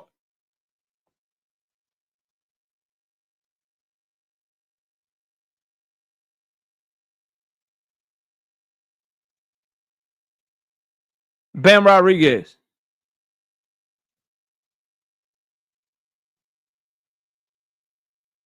Devin Haney is a 2-division undisputed champion. Bam Rodriguez is a 2-division unified champion twice. Plus, he fought the overall better fighters and better competition. So I give it to Bam. Bam got so Devin got Regis, Lomachenko, Kambosos, probably his best wins. Bam got Sonny Edwards, Juan Francisco Estrada. He got Storrung Vasai, Carlos Cuadras. He just beat champion Cafu and he's about to fight champion for net. Yeah, I got Bam. No, Devin's a 2-division champion, undisputed one time. If I misspoke, I misspoke. I go with Bam. You could go either way, depending on how you want to do it. If you value undisputed so much, then you probably say Devin. But undisputed versus George Kambosos, I value unifying against an undefeated Sonny Edwards more than I value a win over George Kambosos, bro. I don't give a fuck if it's for 18 belts, nigga. I don't give a fuck if you fighting for 25 belts. Sonny Edwards is just better than George Kambosos. So I'd go with Bam. Plus, I mean, I'm a Bam fan, bro. I'm not a Devin Haney fan. Who you think I'm gonna pick? Both of them relatively equal. Both of them relatively close. But one of them's younger, and he's like one of my favorites. And he puts on better performances. Like, we can really talk, like, he puts on better fucking performances on a more consistent basis. When Devin has his big time fights against Loma and fucking Ryan Garcia, he don't put on. When Bam Rodriguez has to step in on a 1 week notice and fight Carlos Cuadras, when he's fighting Hall of Famer Juan Francisco Estrada, when he's fighting undefeated Sonny Edwards, he's snatching eyes and stopping motherfuckers, man. Texas shit. He's snatching niggas' eyes, giving them the UK eye, stopping niggas to the body, making them roll over in pain, beating people the fuck up. So he's putting on better performances. He got the better level of competition, and he's unified 2 times. And he's fought the better fighters. Don't really make me get into it. I'm trying to be nice. Like, oh, it's close. Oh my God, it's so close. You know, they both are fairly accomplished and shit. But if you really want to make me get into it, we can get into it, bro. To, of course, Turk Al-Sheikh, everybody involved with the Ring magazine. It's incredible to be back in Riyadh after what was a breathtaking event last week. Another Ring card at Tottenham Hotspur Stadium. Over 60,000 people saw a very, very sweet night when Conor Benn beat Chris Eubank Jr. This is the night of the champions this week. Oh my God, bro. But y'all really want to do this? Fine. The Sonny Edwards with 5 KOs and 25 fights. Fine. Fine, my nigga. Since you want to come at me, bro. Fine.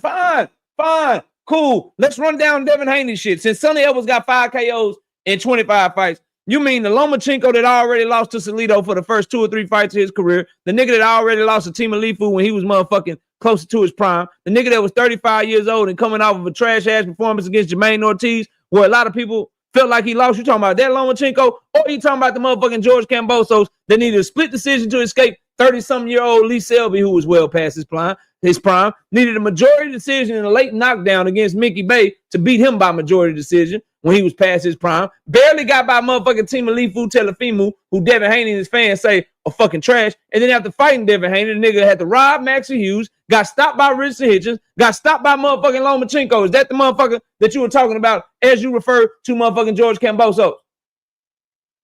Or is it the motherfucking Regis Prograis? The same Regis Prograis who started boxing when he was damn near 20 years old, who got nothing but a left hand, who got some horrible feet, who really, a lot of people felt like lost to Glorilla. And had a horrible performance against Glorilla, so much so, in fact, he was getting booed in his hometown. You niggas cook Shakur for getting booed in his hometown, but Regis was getting booed in fucking New Orleans. And by the way, he was also 35 years old and had already lost. Stop it, bro. Leave me the fuck alone. All right? I got Bam. And on top of all of that, what Devin did to Regis, that was the greatest performance of his career. Bam got multiple performances better than that in the biggest moments of his career. The greatest performance of Devin Haney's career is a day in the office for Bam Rodriguez, bro. I take the Regis performance, nigga, and I raise you the Sor Rungvisai performance. Yeah, they both homecoming fights. One of them was fighting Regis, who lost the biggest fight of his career. The other nigga was fighting the nigga that beat Chocolatito Gonzalez twice. Hear me and hear me good, bro. One hometown coming fight in California was against Regis, who had already lost and was coming off of a trash performance. The other hometown fight was a dude fighting Sor Rungvisai, who had beat Chocolatito 2 motherfucking times. Who put on a better performance? Bam won every second of that fight and stopped that motherfucker. Devin Haney won every second of that fight and couldn't finish the motherfucking job. Stop, bro. Stop it. Stop this bullshit and let me listen to my dog, motherfucking Jesse Bam Rodriguez. Let's be honest, this is the main champion here. I know he's probably too humble to say it, but this is the guy. This is everybody's favorite fighter in boxing.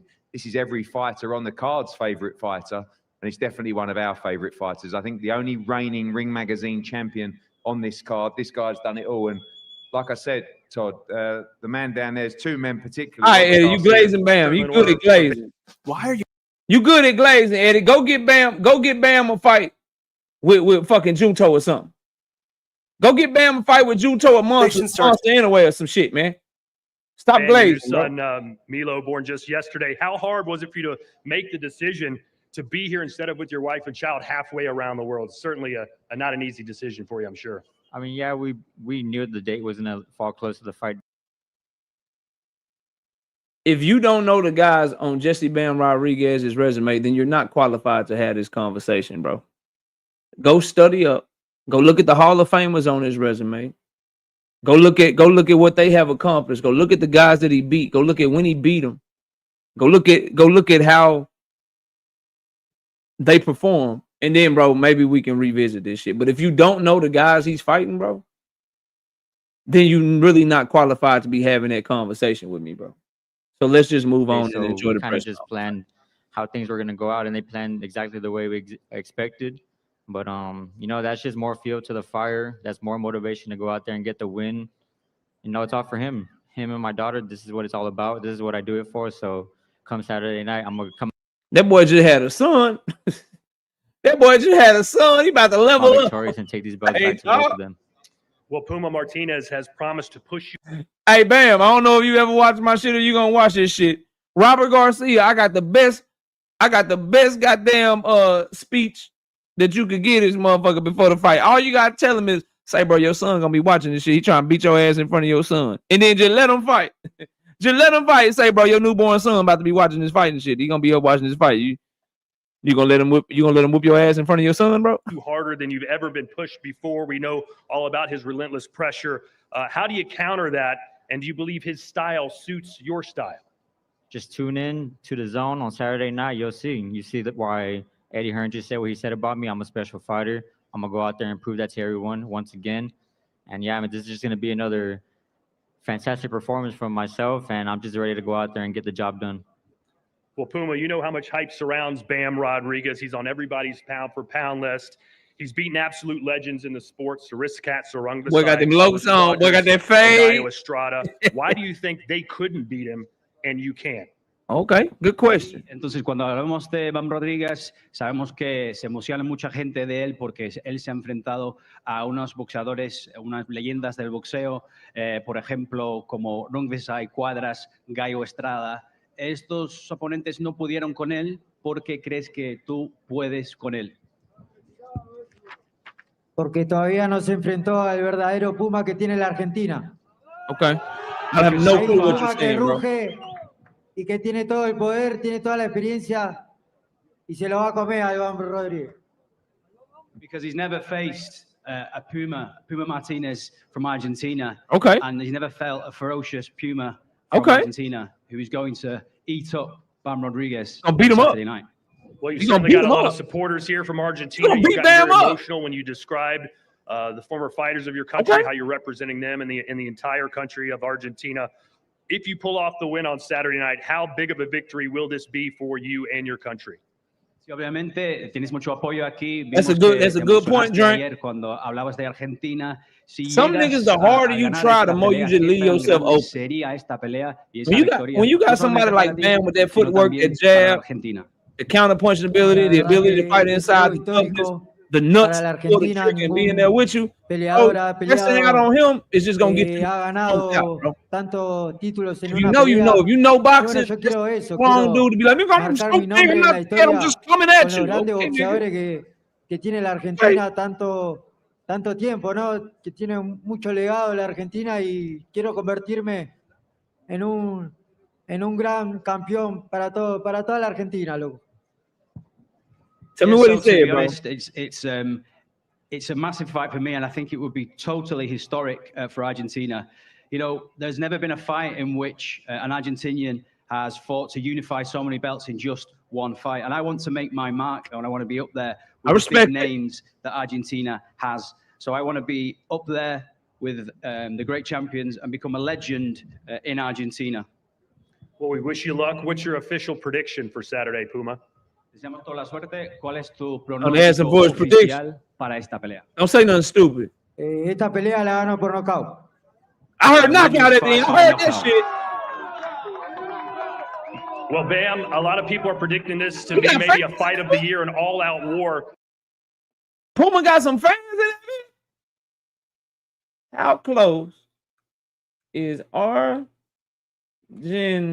Ain't Argentina in South America? To Saudi Arabia. It's 8,000 miles. How did they get there? Damn, Puma bought some fans. I heard some fans. Puma got more fans than Devin Haney and Shakur Stevenson. He got like 15. They got like 12 apiece and shit. That's crazy. Do you agree with that? Do you think it's going to be that type of fight, or do you see yourself in a one-sided dominant victory on Saturday? Honestly, this fight, it ends how I want. I can take it the distance, or I can stand there and end the night early as well. So, I mean, whatever I'm feeling that night, I'll go out there and make it happen. Bam, say I'm gonna do what I want with on Saturday. What's your official prediction? And don't Bam, say I'm gonna do what I want with you. Lamar, my hands will be raised at the end of the night. I'm gonna take that belt, take these belts back to my children, and that's that. All right, how about a round of applause for all our fighters here on the stage? We're gonna clear the dais. Okay, so part one of the play is over with. We on the part two. I hope part two is good. That was kind of takeaways real quick. Abdullah Mason looked like he might be struggling with the weight cut. He's still well spoken, but he missed an opportunity to answer a question. I think he just missed it because he probably so focused on that boy probably wants some beef jerky or something. That boy probably want a piece of chicken. Shit. And he kind of he talking slower than they normally talk, but you know, get the weight cut done, hurry up, hydrate up, you know what I'm saying? Get you a good meal, everything be all right. Bam and Puma. Puma sound like he coming to win, and I think that just might open him up just a tad bit more. We got Big Dog Willie with the two-piece KO. Don't jinx Mason with the Tank and Maniacs. Bad luck. Tank is an undefeated fighter with a 90% knockout ratio, and is a 3-division champion. No, sorry, 2-division champion. 2-division champion. I don't count the 40. So, yeah, bro, that's not bad luck. Big Dog Willie back in the super chat with the two-piece says, Tank Man's don't jinx Benavidez. He's my second favorite. Bro, I don't know how you can be a fan of Benavidez and Shakur at the same time. Like, watching Benavidez and then watching Shakur is like night and day experiences and shit. Talk about inconsistency as a fan. You should be like, I want to be a fan of him. I want to be a fan of him. I like this guy over here. One is so real and authentic, and the other one's so fake. One of them give you entertaining fights and try to go for the kill, and the other one just be running from niggas all the time. I don't see how you can be fans of both, but okay. Shout out to Big Dog Willie back in the super chat with the two-piece Tank Man. Please don't jinx Bam Bam either.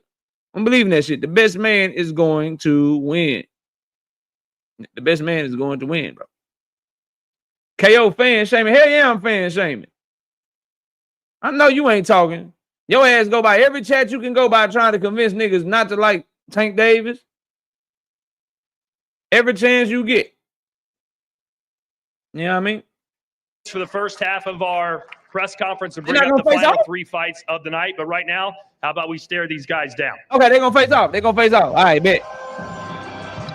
Well, those were some strong statements right there from Bam Rodriguez. There's a lot of confidence. And Puma challenging the champion, saying, I'm going to knock him out. What are your thoughts on that? You have to love hearing that from Puma, right? I mean, you're not going to beat a great fighter like Bam unless you're feeling it. You're not going to outbox Bam. So the only way, the only path for victory for Puma Martinez is by knockout. And we know that, you know, when you have power, when you have aggression, you have a chance. You have a puncher. I can't believe they pay Sergio Moro for his bro. Pressing somebody like Bam is just a bad move, bro. It's just a bad move. Bam, somebody you got to try to suck the wind out of the fight, bro. The more exciting it is, the more he gonna fuck you up. Chance, and this man Sergio has Moore don't know a what the fuck whole he talking country on his shoulders, on his back, supporting him, so he can maybe do something great Saturday night. Well, guess what? There's some words being exchanged right there between Eddie and Rick Reno. Rick Reno had some interesting words to say about Eddie Hearn as he walked in. What do you have to say about that? Yeah, look, Eddie's done a great job with Bam Rodriguez, and Bam, he's a pound for pound great, but that Vito. his personality like it did up We don't care about Vito and old buddy. however he wants to end it. Vito, go on somewhere, Vito. In the Win with Sin sweepstakes. Vito, you got dropped by 2 or 3 promotional companies. Vito, go sit your head down somewhere, bro. You on Zuffa, bro. I love selling the fight, but I don't like physical altercations because, come on, man, you don't fight for free. You don't fight for free. Your paycheck on the line. Wait till Saturday. Sergio's always thinking about the paycheck. You're always Hey, listen, Oh, bro. businessmen first, and then we're fighting. Really? I thought it was the other way around. Give me to the next part, bro. Eddie about 6'4". It's a battle of the undefeated. He looking eye to eye with Anthony Joshua. Scheduled for the vacant WBO lightweight. All right, this is Abdullah and old buddy. What y'all looking like? Sam Midge Noakes versus Abdullah Mason. So much confidence in these two fighters. Noakes, obviously. Y'all see this shit right here? See that shit right here? His face sucked in, man. Boy had a pretty tough weight cut, man. Boy got my dog got a tough weight cut. Sam Noakes, he little. Abdullah about to step on him, man. Understanding what You about to step got on the him, man. memo. He knows what the mission is. But Abdullah Mason has other plans. There's a lot of confidence in that smile. Both these guys are confident because they carry themselves with that undefeated record. They know a title's on the line. Both of them from different. That might be a little too late, John Wick. This is going to be an exciting fight. Take a couple rounds sooner, maybe.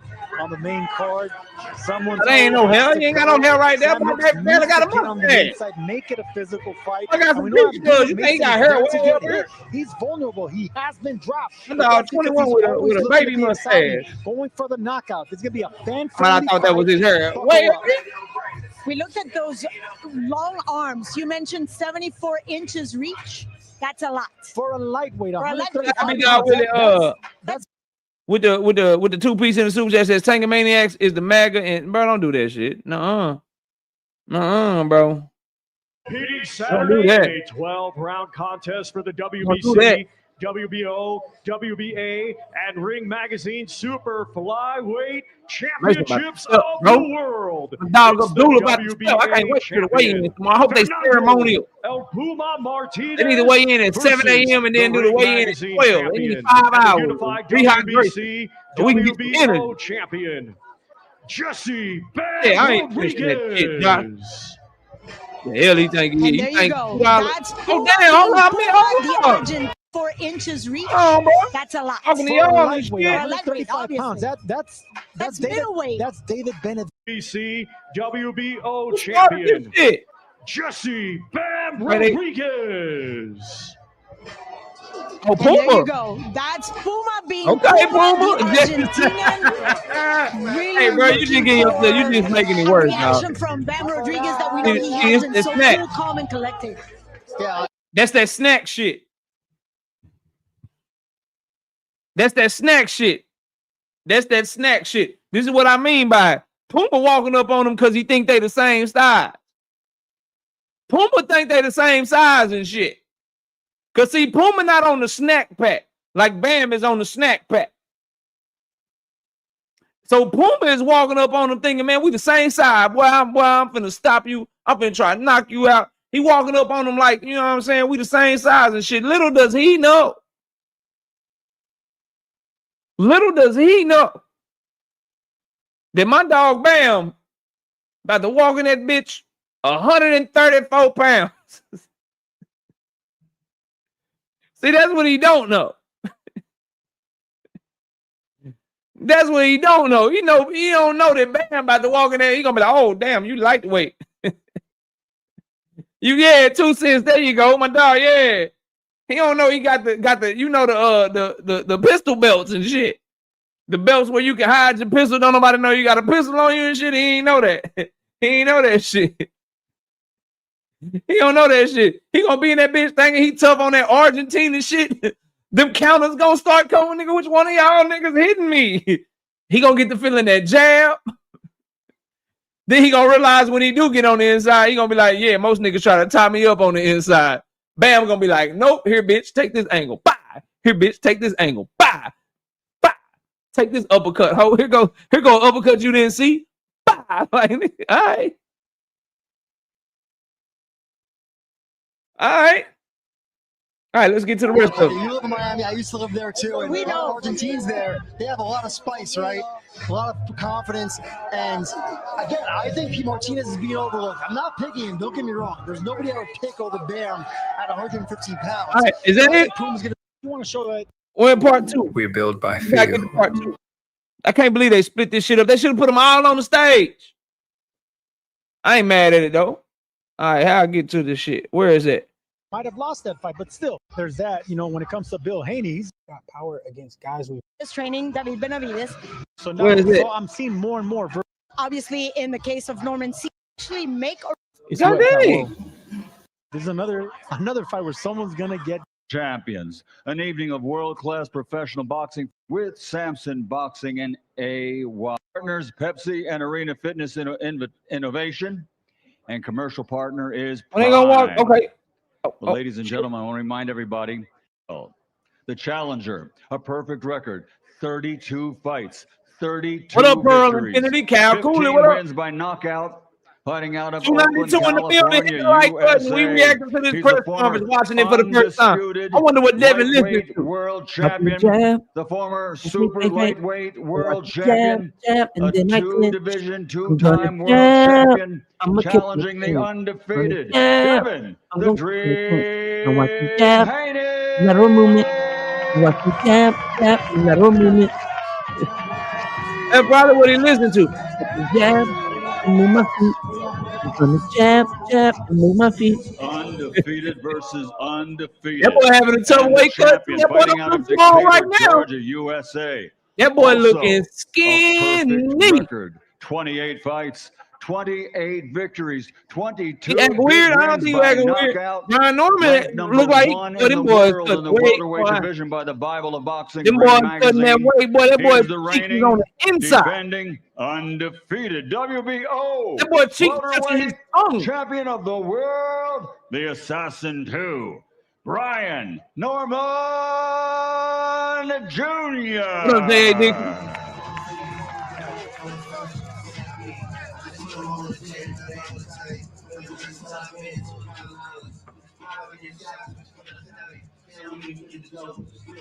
Drink say everybody had back. I'm saying, bro, look at, hey, niggas looking stressed making this weight. Is it the Saudi desert? Fucking up, like, what's going on, bro? Of the evening. Once again, this is a fight fan's dream. The featured bout, 12 rounds of boxing for the light heavyweight championship of the world, sanctioned by the WBC Boy, and the WBA. Both The Devin and Norman ranked in number 4 here, in the world by Ring Magazine. The cheekbones going, they victories, touching their tongue and shit. 24 of those 27 by KO, 3 defeats from London, England. And yo, all right, can we get into? I want to watch Dave Benavidez come up, bro. Anybody come to see you, Otis? Anybody come to see you, Otis?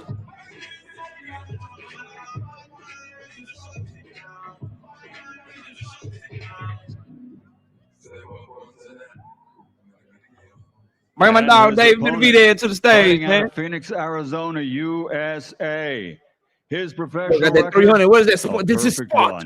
Madness. 30 fights, 30 victories, 24 big wins by knockout. I got that 300. Is he supposed to be Leonidas? Two-time world champion, former super middleweight world champion, 300? and the reigning, defending, undefeated WBC, WBA, light heavyweight champion of the world, the Mexican monster, David Benavidez.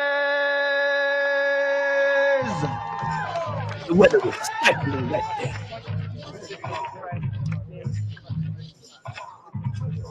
Dave Benavidez and Anthony Orr might look better than everybody else so far. He's like 300 his own way. That's fucked up. That's fucked up. Don't do my dog David like that, man. What you doing David like that for, bro? Don't do David like that, man. Is that Shook ones he came up to? I ain't hear the music. Everybody's in place, damn. ladies and gentlemen. Let me turn it over to our host. I think I was He talking is over from the shit. We should be okay. DAZ and the Zone, Mr. Todd Gresham. Thank you, Michael. I appreciate it.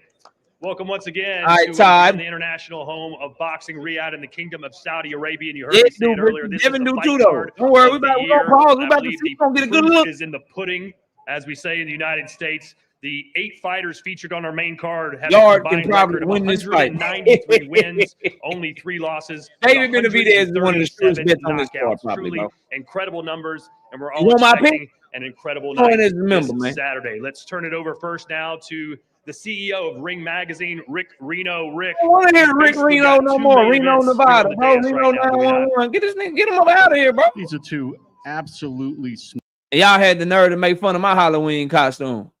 Where are all the jokes about this? Why y'all not joking about him? Y'all had all the jokes in the world on my Halloween show, but he get to make it. Y'all ain't shit. smashing fights. Y'all ain't shit, bro. I mean, in the first contest, you know, when Devin went up to the welterweight division, you know. On a vacation rental. Y'all ain't shit, bro.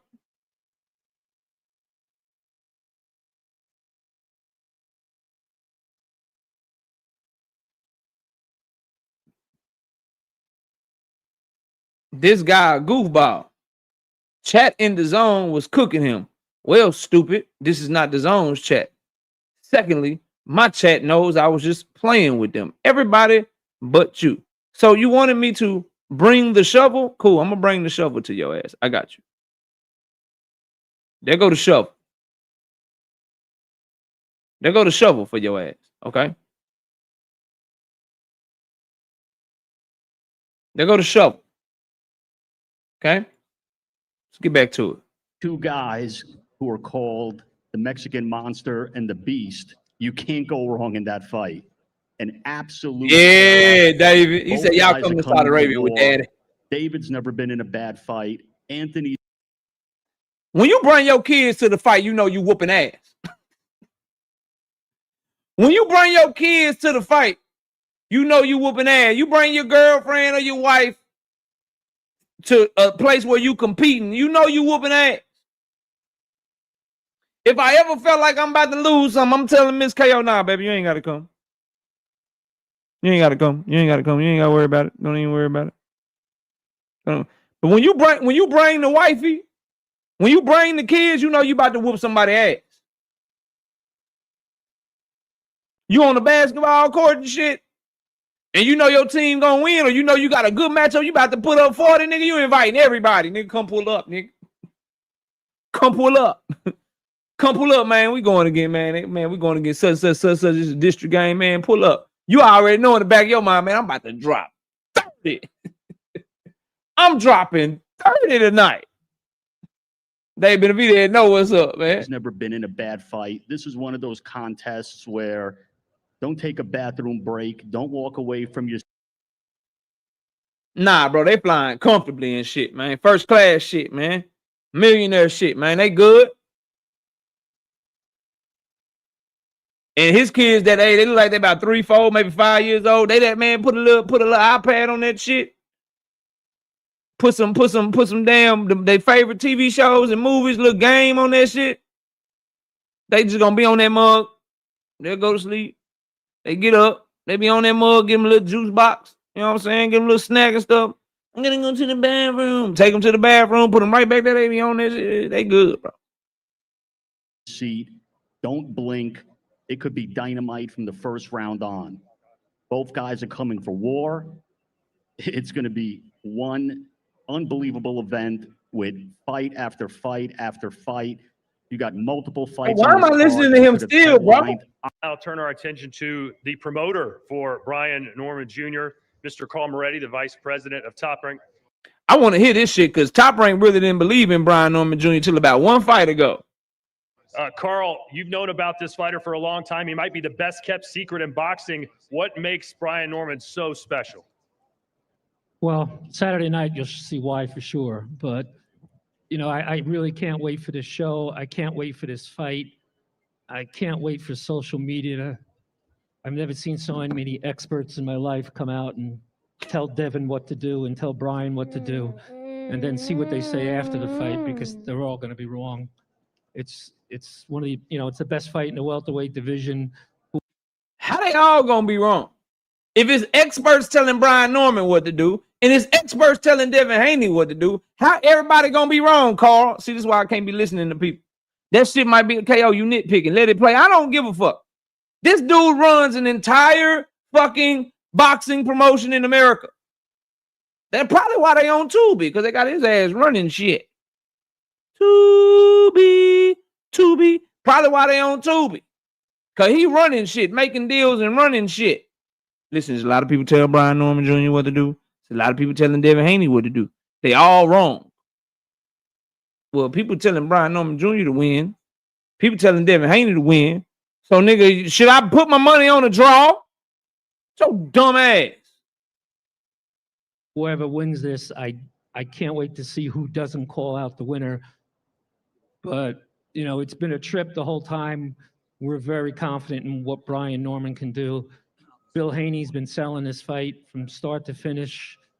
He's a trip, man. He's one of a kind.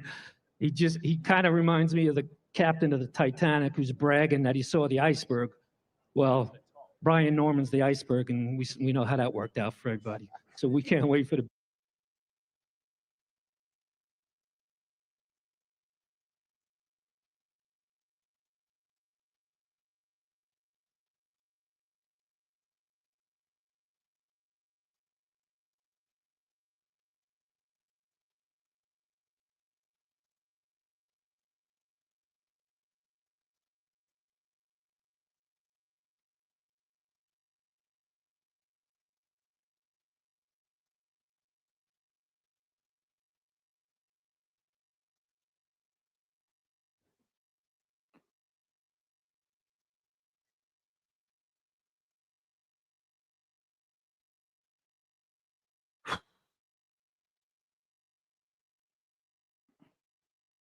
That's why everybody have to leave Top Rank to become a bigger name, bro.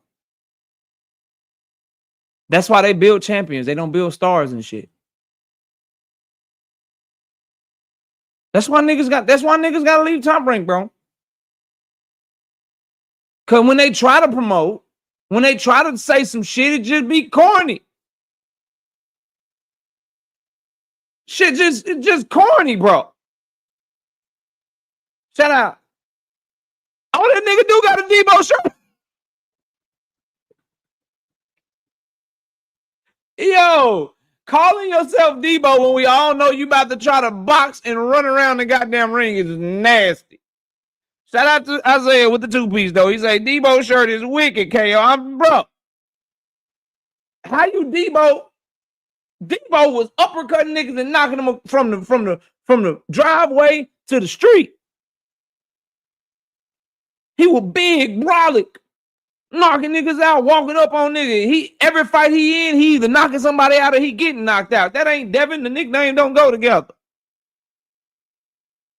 That's like naming Gervonta Tank Davis,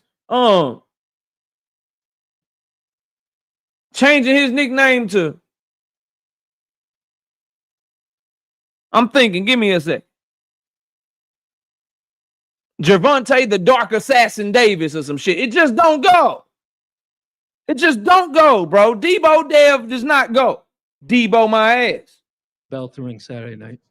Hold on. Let me see. Let's bring in Brian Norman Jr.'s trainer, his father, Brian Norman Sr. We're exciting, especially the back and forth between you and Bill Haney. You guys were going at it just a few minutes ago. I see Devin in a minute. Hold on. Knock out Devin in the ring, and you've already knocked out Bill Haney verbally. Why is there so much animosity between you two? Listen, first of all, I know Carl may not know or keep up with everything, but Bill been missing. Everybody know he been missing. You understand what I'm saying? Bill was missing for 2 months. Bill will come back, he'll get beat up, he'll go away. Bro, don't do that. Don't do that, bro.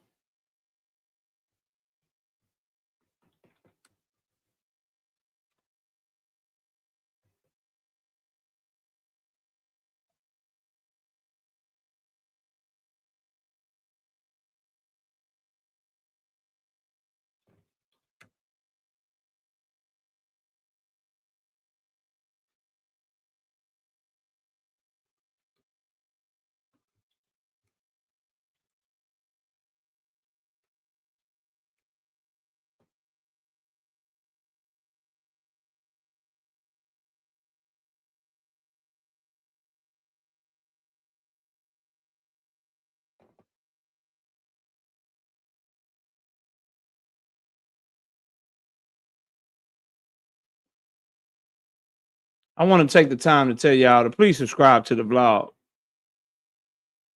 Subscribe to the vlog. It's pinned to the top of the channel. Why y'all doing that? Look.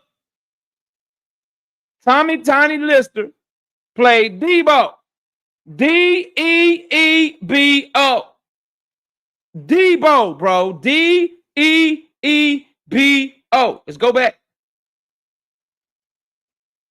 All you damn channels. All you the damn Devin Haney brigade. Not one of you niggas could get him to spell it correctly. Yo, Bill, you need to add another E.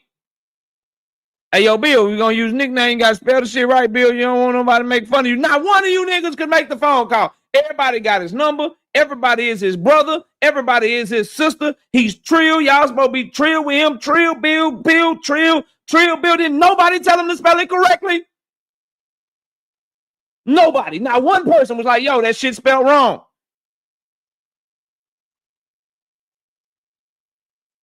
Nah, I'm tripping. I'm wrong, bro. Because I didn't even go back and look at it to make sure, bro. Let me just make sure, bro. How do I make sure, fam? I need to see.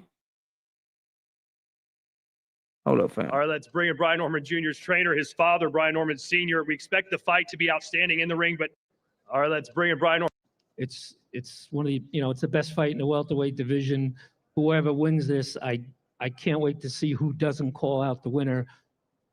But, it's been a trip the whole time. We're very confident in what Brian Norman, you saw the iceberg. Well, Brian Norman's the iceberg, and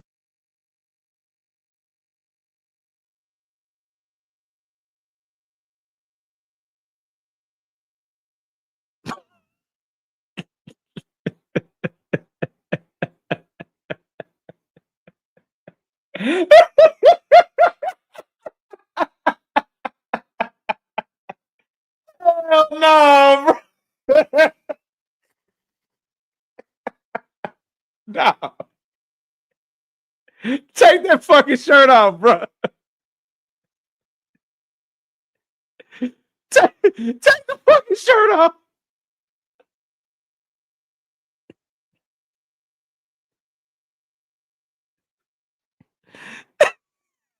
Nigga ran out of money or something, bro. You couldn't afford the other E, bro. Nah, dog. No more sleepwalking cooked on that shit, dog.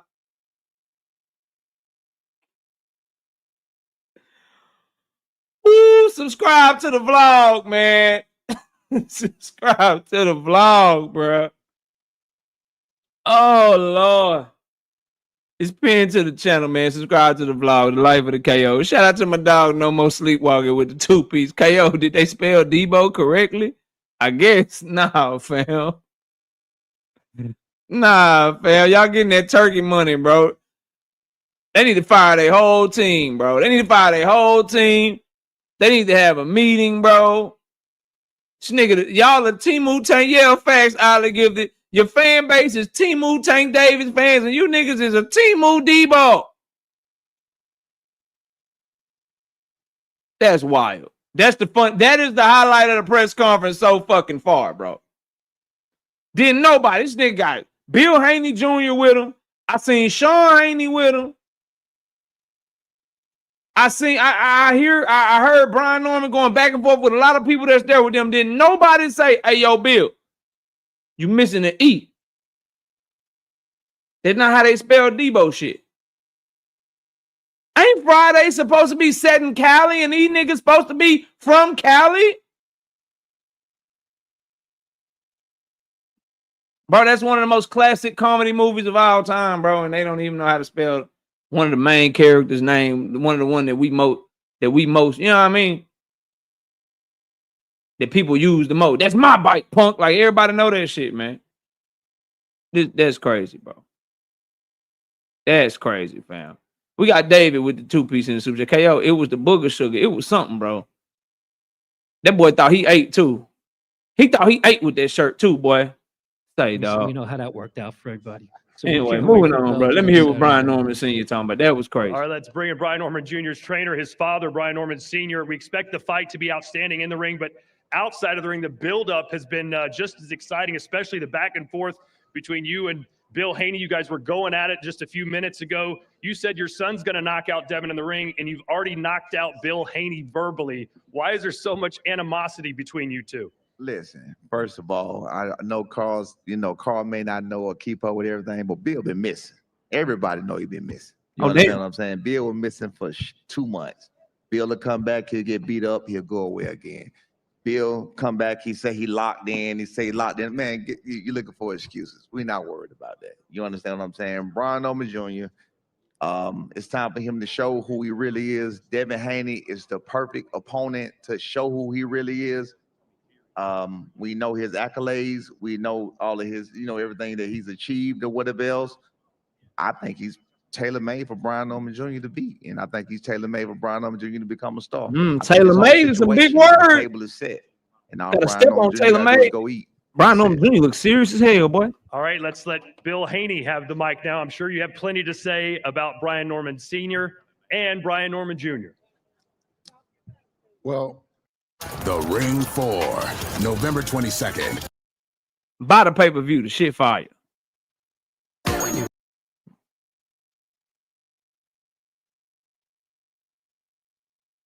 I want to thank Allah for this opportunity.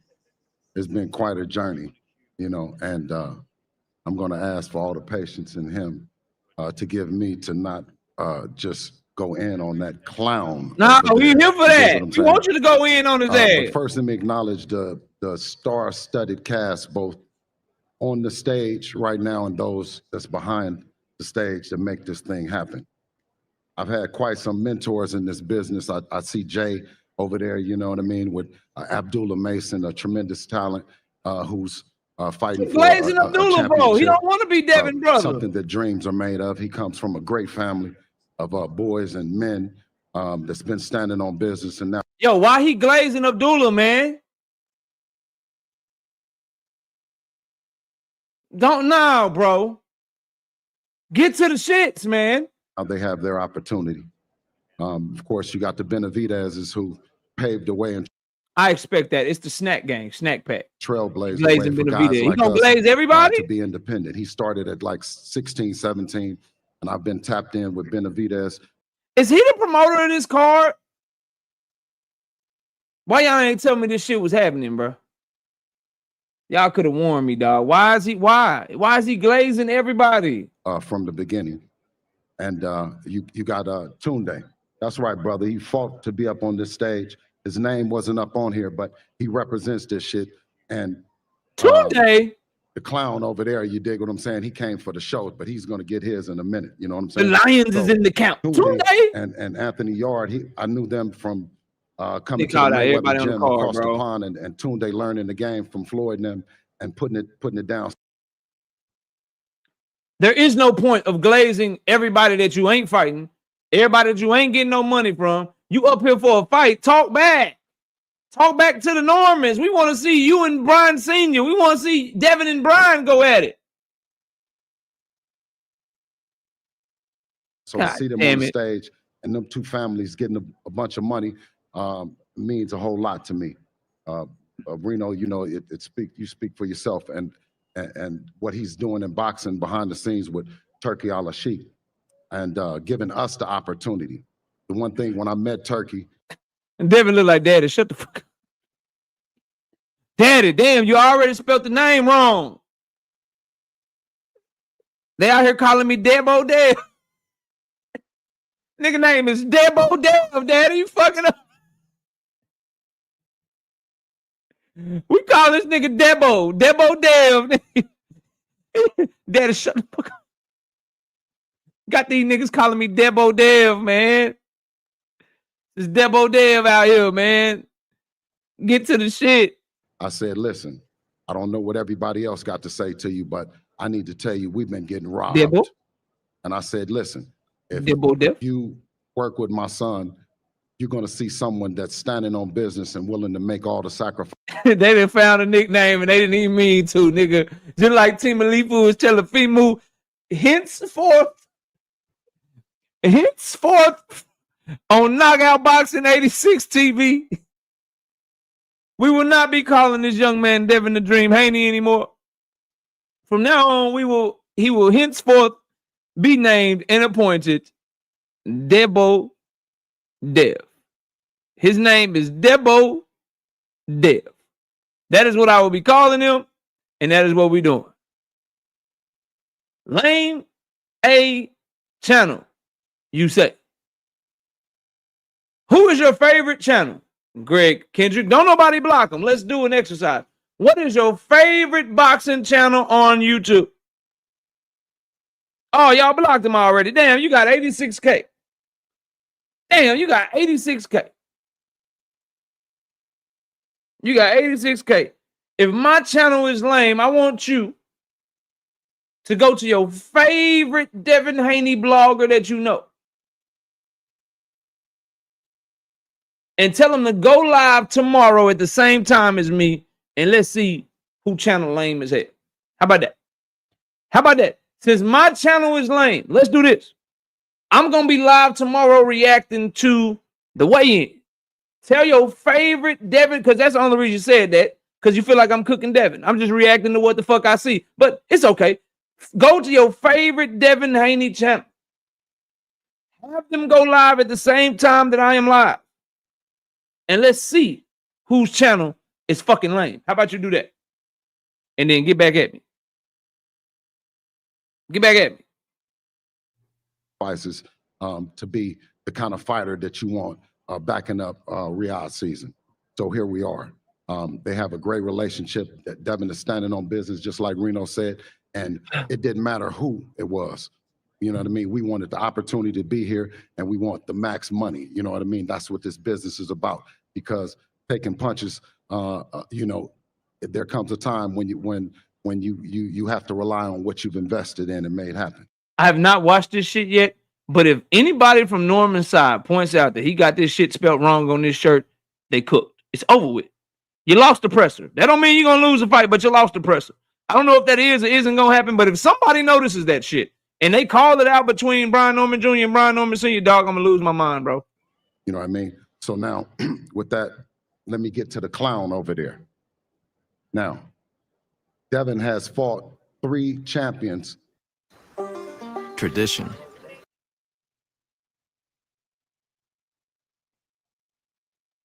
Okay, he getting to the Brian shit. Okay. We went across the pond to Australia and they said that I couldn't come. And he said, well, Dad, I'm going to bring the belt back. That was one of the most impressive times in my life that this man had did. And I knew that he was full grown and on his own.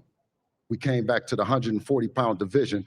And you came to Australia. You made it in time, but okay. No one wanted to fight because, I mean, he was the Rougarou.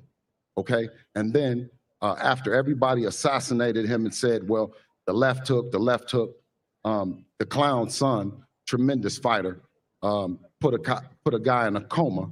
You know, he lost memory for, I don't know, you know, he lost memory of the fight and everything, right? So for Devin to give Carl Moretti and Lomachenko the opportunity for the undisputed title, right? Something that he didn't have to do because he could have went up and fought at 140, but he still made the sacrifice and stood on business, right? Well, man, that nigga high nervous. Some nigga timeline all fucked up. Nigga said he went to Australia, then he fought Regis, then they assassinated him for fucking fighting Ryan Garcia in the left hook, and then he gave Lomachenko a shot. The Lomachenko shit. Why is his timeline fucked up? This nigga high, man. Dude, to high come out back here, then man. when the clown didn't have no opportunity. Nobody wanted to fight him, right? He said Brian Norman Jr. had no opportunity. Nobody wanted to fight him. No, that would be Boots Ennis, bro. That would be Boots Ennis that nobody wanted to fight, not Brian Norman Jr. But keep cooking. Keep cooking, Bill. He had complained about Boots and complained about everybody. Where was he going to have an opportunity to be on this stage right here if Devin didn't give him the opportunity? I don't know if he's ungrateful.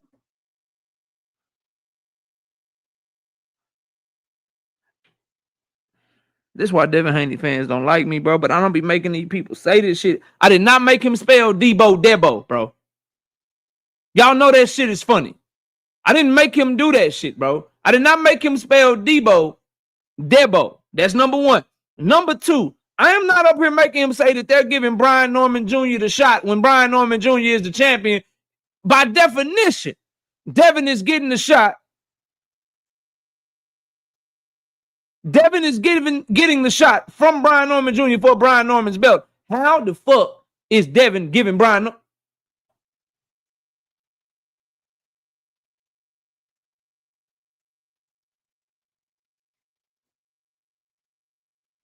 Grateful, you just slow or you just capping, but you should have took longer when you had the mic, dummy. You dig what I'm saying? So I'm gonna wrap this up with alhamdulillah, and it's a great opportunity. Thank you for everybody on this stage for giving us the opportunity to grace it with you.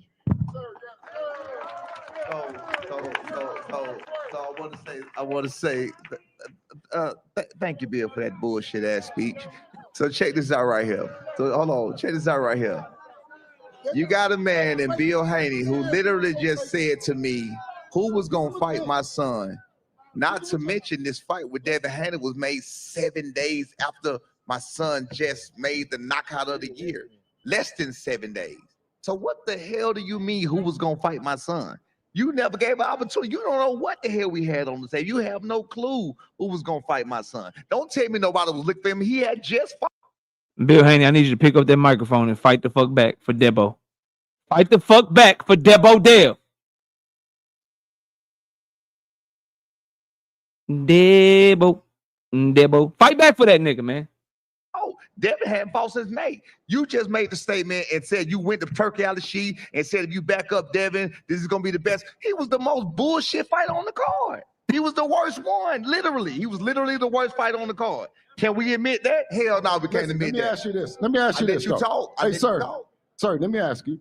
Is your son the best fighter at 147 pounds? Is he the most dangerous and feared fighter at 147 pounds, sir? Absolutely, but we already know that. We was talking about that. Let's keep it right. Let's keep it right. We was talking about that. Was that question supposed to cook him?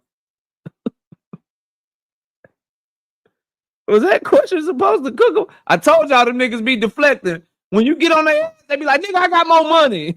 Gabe Rosado was on their ass about being on Ryan Garcia undercard. Nigga, you trash. You got 12 losses. Tim Bradley was on their ass about being on undercards and popping it for the money. Nigga, you just a jealous old hater. They don't never respond to nothing. Brian Norman Sr. said, hey, we already had the fight. Turkey came to us first. How the fuck you know what we had on the table? You ain't making no goddamn sense. Bill said, well, is your son not the most dangerous fighter at 147 pounds? The fuck is you talking about, man? See, listen. Here's the problem. Wait, let me tell you the problem. What happens? Huggies front. Why are we doing that? Shout out Big Dog with the 2-piece. He say, I love Norman Sr. and Bill Haney, and they back and forth. Yeah, this shit is comedy gold, bro. The Debo Dev shit sent me through the roof, So what bro. you did was you brought a bunch of goopy hoes, all your fellas that you paid to bring. You brought a bunch of goopy.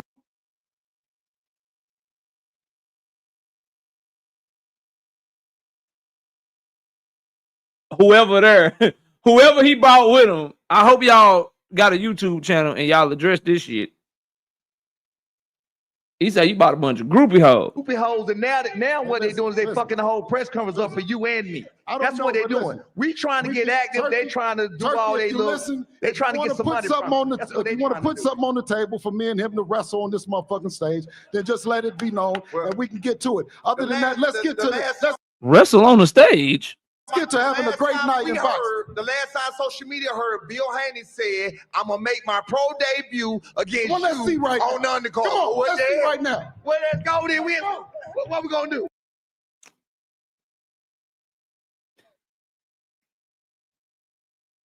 Let's fight right now when there's security up here and I know they can hold me back. Everybody in here know that Brian Norman Sr. stuck a mud hole in fucking Bill Haney. Let's be real. Let's be real about this shit, man. Let's be real about this shit, man. You can say Brian Norman Sr. was a trash professional fighter. You can say Brian Norman Sr. was this and that.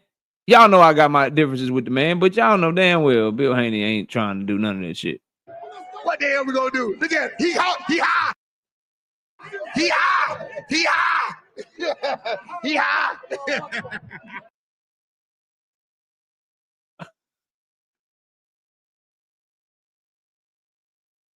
Is he the most dangerous and feared fighter at 147 pounds, sir? I know I didn't just watch Brian Norman Sr. call this nigga high. And Bill Haney looked around and he said, Allahu Akbar. No, bro. No. Fuck no. I know. I did not watch Brian Norman Sr. call this man high. He called Bill high. This nigga turned to the audience and said, Allahu Akbar. I know they watched that shit.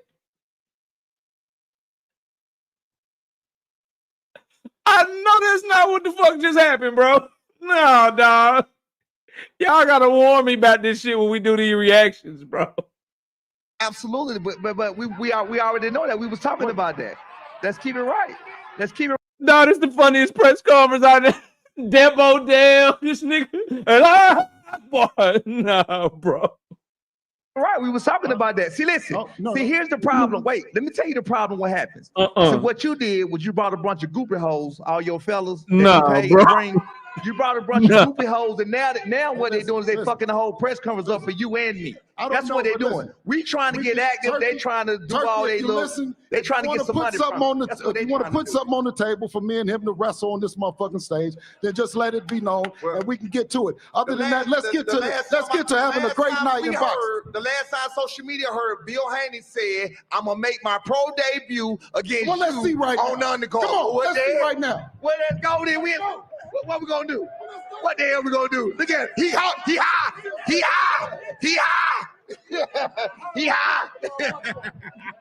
He high. Man, come on. The boy said, I'm high off heaven. Hello, Akbar. Nah, dog. Y'all gotta get the fuck out of my face, bro. Y'all gotta get the hell on, man. HCX Nate with the 2-piece. Bill full of that booger sugar. Something going on, brother. No more sleepwalking with the 2-piece. Said, he high, he high, he high. That boy said, I'm high off heaven. Hello, Akbar. Oh, but what we talking about? All right, who wants to hear from their sons? Anybody here want to hear from the guys actually fighting on Saturday night? Hey, hold on. Listen. You supposed to be fighting me, Bill. Okay. You supposed to be fighting me. When we gonna fight? Okay, listen. Right now, if you want to. But listen, let me just say You this. said it was on The boy say, right now, if you want to, as long as I got this security, nigga, we can go right now. site, Negro. I just see you 5 times. Okay. Shout out to the professionalism in this guy to come out when he did. This is amazing town. We've been here since November the 1st, right? And what we have is what we call when you get acclimated in Saudi, we got that bounce. You dig? Now tell him, let's see that bounce over there. Stiff as board.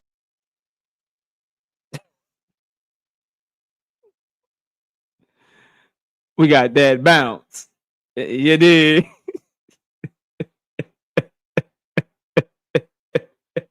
It's over there, you dig?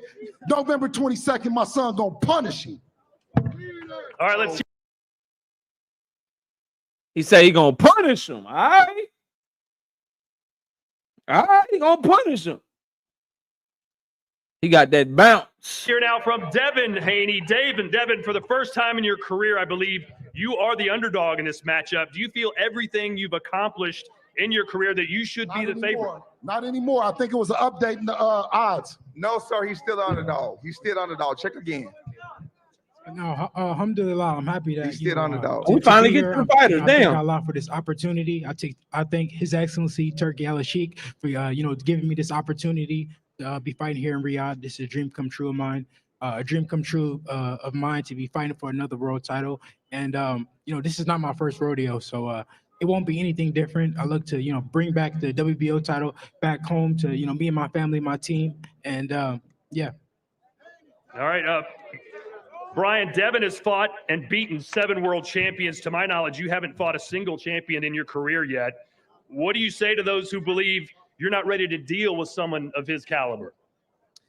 First thing first, this is a wonderful fight card, and gotta thank everybody that made this fight happen. If you're an illegal alien. Brian Norman Jr. said, I don't need no haircut or nothing. That boy got a whole Eddie monster. He said, I don't give a fuck. That boy ain't got no lineup. That boy got that Eddie. That boy ready. Ring, my godfather. I don't think they can do taper fades in Saudi either. Rank. I appreciate y'all for making this fight happen. And I truly feel like either you got it or you don't. Of course, he has fought. He has did wonderful things in his time period and what he had going on, but it's time for another face to come up here and do his own thing. And that's where that boy Brian Norman Jr. step in at.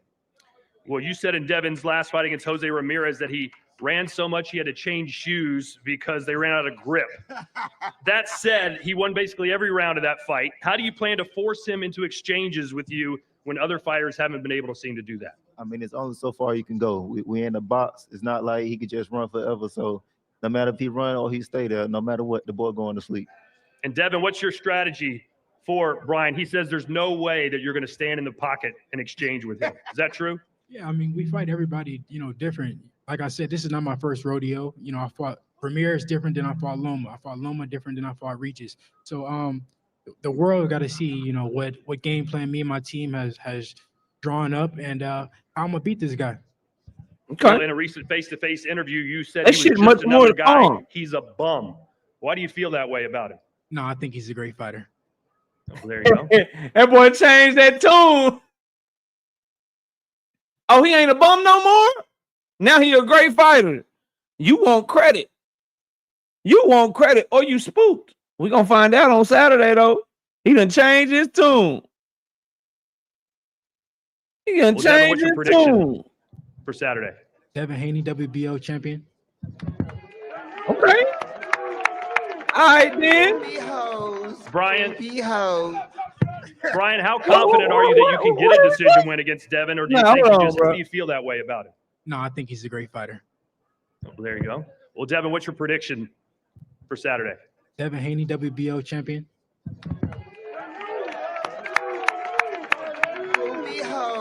Brian, Brian, how confident are you that you can get I a know. decision win against Devin, or do you think you just have to knock him out to win? I could go in by any means necessary. If I want to go to the cards, I could do that. If I want to knock him out, I'm definitely going to do that anyway, as is. It's me stacking my name in the game. So what will happen Saturday? How do you win? The boy going to sleep, dog. All right. You say the boy Good going luck to you sleep, guys. dog. That will be the All right. co-main event. Can't wait to see that. Now we turn our attention we go. to the main event. I expect David Benavidez facing off and against Anthony Yard to Anthony be a little less. Frank Warren, the founder of Queensberry, representing So far, Anthony here Brian today. Norman Sr. and Bill Haney, the He's best been part with of him the press for a long conference. time. Anyway. He's been in some fantastic Jesse battles, Bam but just Rodriguez hasn't been able and to they quite faced off get with the brass Coleman. ring. Why do you think Brian he does Norman it? Sr. and Bill Haney and stole the whole goddamn show. As expected. First of all, again, what a That's what happens when fantastic daddies card live this is. vicariously When you through their look at sons and the, shit. got They this acting main like they event and fight. the next three heavy, Frank the next Warren, I three don't give world title my. fights, they feature all undefeated fights. Now for Anthony Yartundi, Bill Haney's had some nice things to say about you. You're in charge of Lions making in the the game camp. plan. No one's been able to topple the Mexican monster. What's the strategy to get the Lions job in done? the camp. First and foremost, by whatever name you call him, let me just say God is the greatest. It's been a long journey. Myself and Anthony literally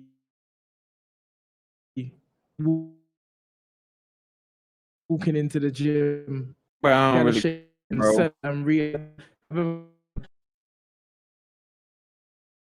Realmente le quiero dar las gracias a toda esta gente bonita aquí de Saudi por recibirnos con los brazos abiertos. I was like, Benavidez, I done heard you speak English, bro. We don't speak English before, bro. What are you doing?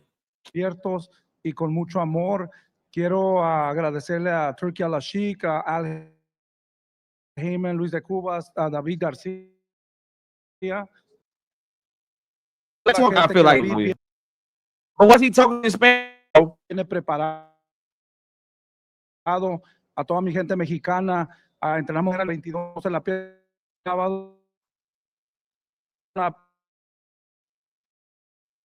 Una cartera.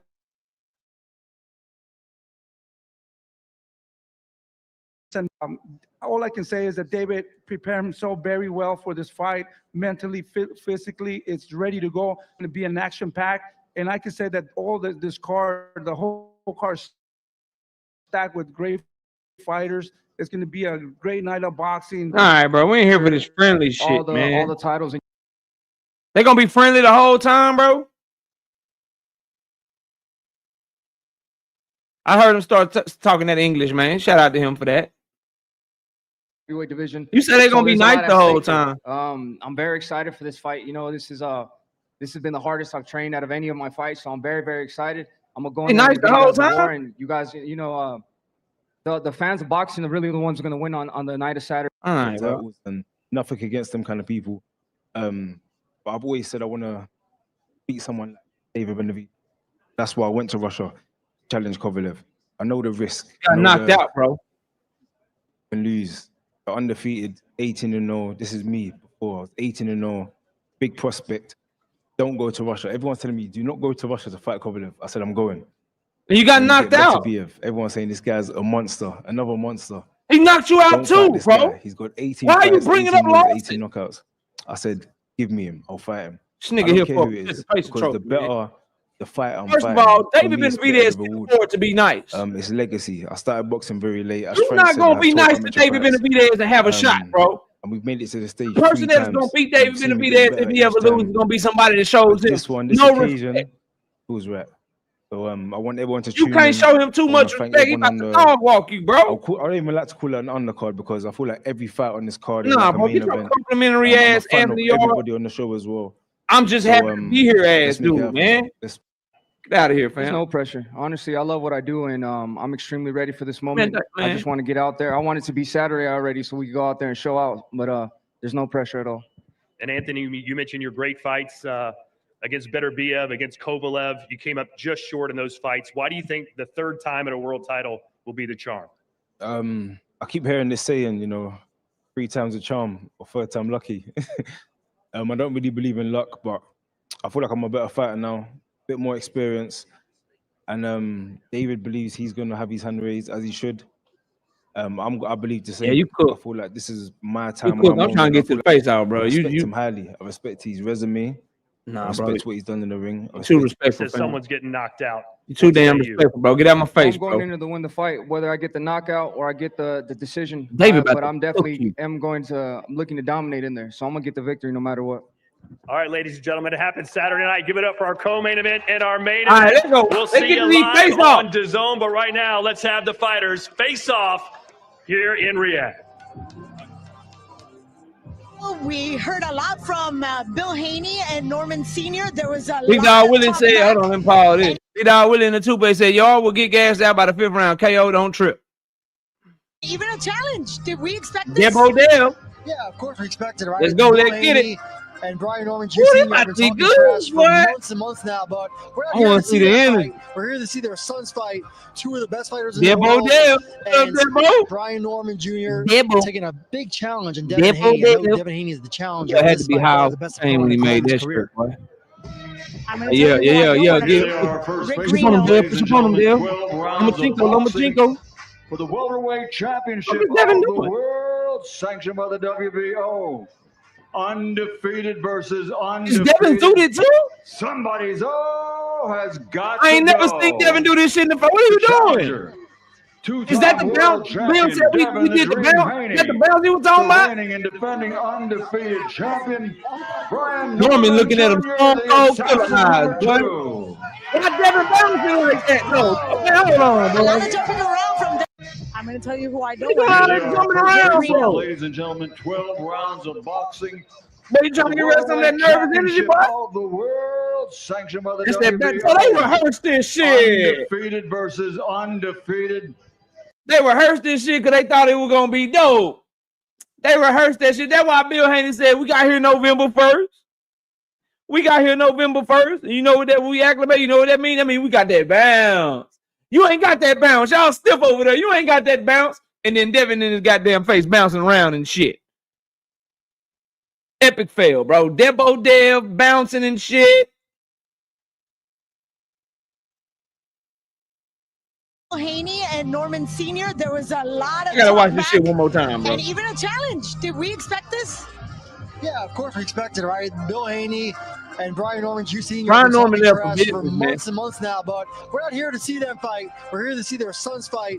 Two of the best Brian fighters in the world. Norman, and he there for Brian business. Norman Devin Jr. running around this taking bitch a big trying challenge to in act Devin like he Haney. I ain't know scared. Devin Boy, he Haney's look the challenger, shook. but this is by far the best opponent of Norman's career. Norman right up on him. I'm going to tell you who I don't want to Here be. they are, first Outside face shit. off, ladies and gentlemen. 12 rounds Outside of shit, man. boxing Georgia, man. for the Country welterweight boy, man. championship of the world. Yeah, Devin, you ain't that sanctioned ain't by this the ain't a good look. I ain't WBO. saying you gonna win or lose, boy, but Undefeated versus that boy looking undefeated. nervous. What you listening to? Somebody's He, what, ain't no has music got to on. go. The challenger, two-time world champion Devin the Dream Haney.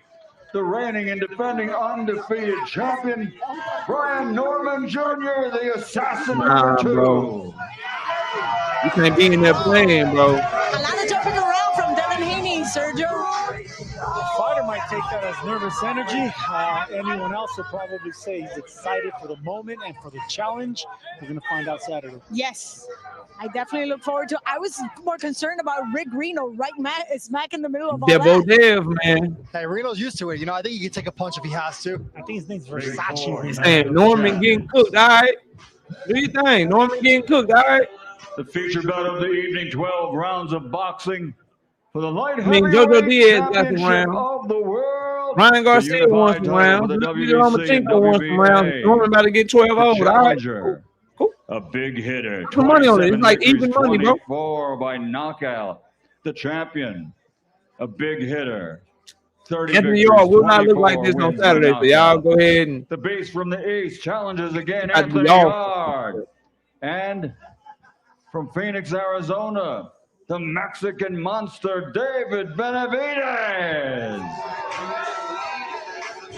Look at that stare down. There's a lot of respect here. A lot of respect. Now Too that much is respect. what I like. Yard over here lulled to sleep. Boy, it's a lawnmower coming to cut your head like you the grass, boy. That was an overall good press conference, man. I give it like a 9 out of 10. I didn't like the 2-part shit, and I thought the first part was boring, bro. Shit got litty when Devin Haney, father Bill Haney, and Brian Norman Sr. got to doing that shit, man.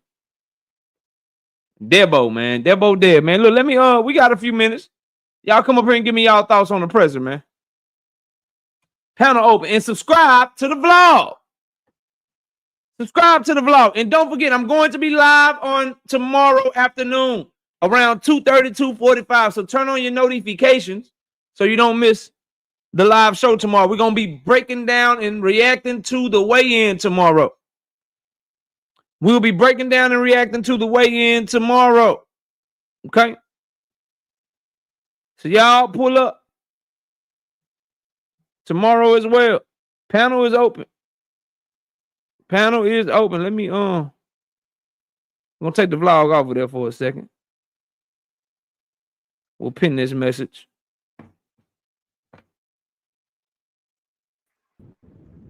What's up with it, y'all? You, bro. what's cracking, Man. He said they went across the pond. What y'all think about the presser, man? Bill Haney high as shit. And Bill Haney and Brian, that's TV right there. Only their sons were like that, but man, they never failed. Those two never failed to put on entertainment. Never. Oh man.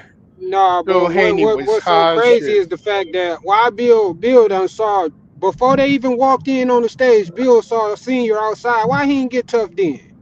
Why you wait till you get on stage where you know niggas gonna grab you to try to act tough, bro? Hey, it's a game. Hey, they're just having fun. Man, Hey, they're just having come fun on, up bro. there. That's the he They did the can't same do shit. it in And the to be background. honest, They have to do it right there. no, but I want y'all to go back and look. Oscar did the same shit when he was finna fight Jose Ramirez.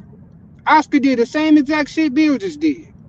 Yeah, These are the dads, though. You got to remember, these are the dads. They going. It's about them. Those two are. It's about those two. Their sons are like second. Their sons. I don't. You missing my point. My thing is, why even do that if you know you're not about to? You know you're not about to do nothing. Because it's just all fun and games. Yeah, you have to look. You have to look past the bullshit. He's a pussy. That's why. Both of them dudes are they're entertainers. That's Both of them dudes why. are just entertainers. Bill Haney a punk. He Man, you guys looking at it way too. You guys looking When at it the way man too serious. These called guys him are out, clowns. Bill Haney is a clown. That nigga wasn't Both of playing. them are clowns. They both they just like the limelight. Bill Haney is Krusty the Clown on cocaine, cocaina, the booger sugar. Hey, shout out to my dog Brashley McClendon with the 5-piece in the super chat. Says, "Hey KO, how you feel about Lamont Clown possibly being the WBC champ if Matias gets stripped? If he wins, should Tank get him at 140? They should fight at whatever weight class Tank Davis say they should fight at. But I wouldn't be mad at either one. That'd be great. But the thing, if they fight at 135, they could do like they did for Leo Santa Cruz when Tank and Leo fought at 130. They put both the 130 and 135 belt on the line. So if they fight at 135, they could actually put both belts on the line. They could put Tank's WBA 135 and Lamont or Pitbull, whoever wins that fight, they can put their belt on the line at 140 as well. So that'd be pretty cool if something like that were to happen for Ashley. But yeah, man, he deserved it. If he beat Pitbull and Matias done pop dirty, they need to take his goddamn belt, and whoever win that fight should be elevated, bro. Right. Y'all go ahead, bro. I just want to know what. I just think Devin a shot fighter, bro. You said you think Devin a shot fighter?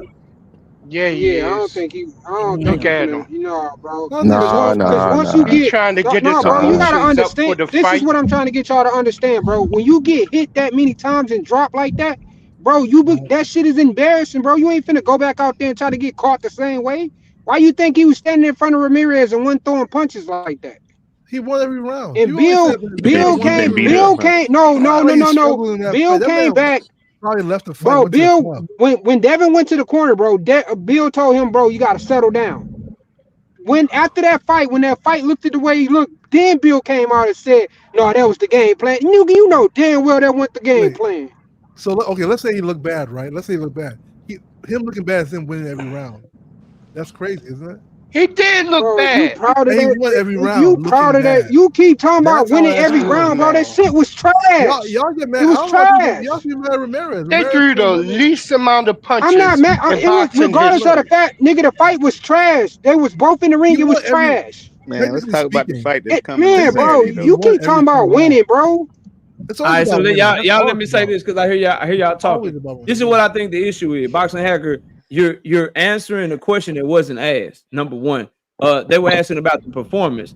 Can we say Devin won every round? Yeah, bro. No one's arguing that. But a lot of times when we prognosticate fights and we talk about somebody's next fight, it's always based on how they looked in their last fight. And what I don't like, bro, and I ain't gonna say don't like because everybody can do their own opinion, but what I like to do, or what I think is prudent to do, is we can't only worry about how somebody wins when the person that we like looks good. So what you guys do is when Devin fights Regis Prograis, oh, y'all love to talk about how he won. Oh, he dropped Regis twice. Y'all see how he looked like he had power at 140. He looked so much stronger and so much better. It's about how he won, how he knocked him down, how he looked more powerful. But then when he looks bad against Jose Ramirez, then simply winning is the only thing that matters. It don't matter how he looked. We can't be picking and choosing, bro. Either how you look matters or how you look don't matter. It goes both ways, KO. It goes both ways, KO. When I see that night, I see Devin. Performance, I see Devin win the fight, that day, and then I see Ryan lose the fight. My fault. You want me to pause? No, go ahead, BA. Yeah, go ahead, BA. I'm listening to you. When I see that night, I see Devin win the fight, and then I see Ryan lose the fight, and Devin throw up his hands like he done messed the money up. You know what I'm saying? Because that was supposed to be the next fight. So he was basically trying to get to the Ryan fight, and then Ryan couldn't even get to the Devin fight. So it's like, Ryan went out there and actually tried to box and he fight. got his ass. No. Devin Ryan went out there and got beat up. Devin went out there and ran. That's all I'm saying. I'm trying to make sure I understand what B. Hayes is saying. So what you're saying, B. Hayes, is he fought like that because he was just trying to protect the bag. He wasn't really scared. He wasn't really worried. He just did that to survive in advance and try to make sure he didn't take any damage. Yes, that's what I guess that's what I'm saying. Because So as then soon as Ryan lost, he threw up his hands like, damn. Cool. You know so what I'm then saying? I mean, of course you're mad that you messed up the money, but that don't mean that you fought like that because you was worried about I don't want to get hurt. But that's fine. So in this upcoming, but I mean, you can hear Bill. You can hear Bill in the corner saying, "Keep making them think you finna do something. Keep making them think you finna do something." Okay, it's like so, that. So that then, obviously was so then the against game plan. Brian Norman, since Brian Norman against Brian Norman Jr., there is no Ryan Garcia fight signed now. There is no rematch next for Ryan Garcia. So then you expect him to go back to looking how he usually looks, right? No, he should box. He should. Right, and if that doesn't happen, then you'll have to reevaluate what you think. No, I mean, yeah, because I got him winning, but I mean, I do think that if he get touched, I got to see how he gonna react when he gets touched. Stop talking. Okay. So all of a sudden he gonna get in front of a power puncher and become this old Devin Haney. Yeah, okay. Yeah, no, he's gonna fight from the outside, use his fighters speed, in use 48 hours, y'all.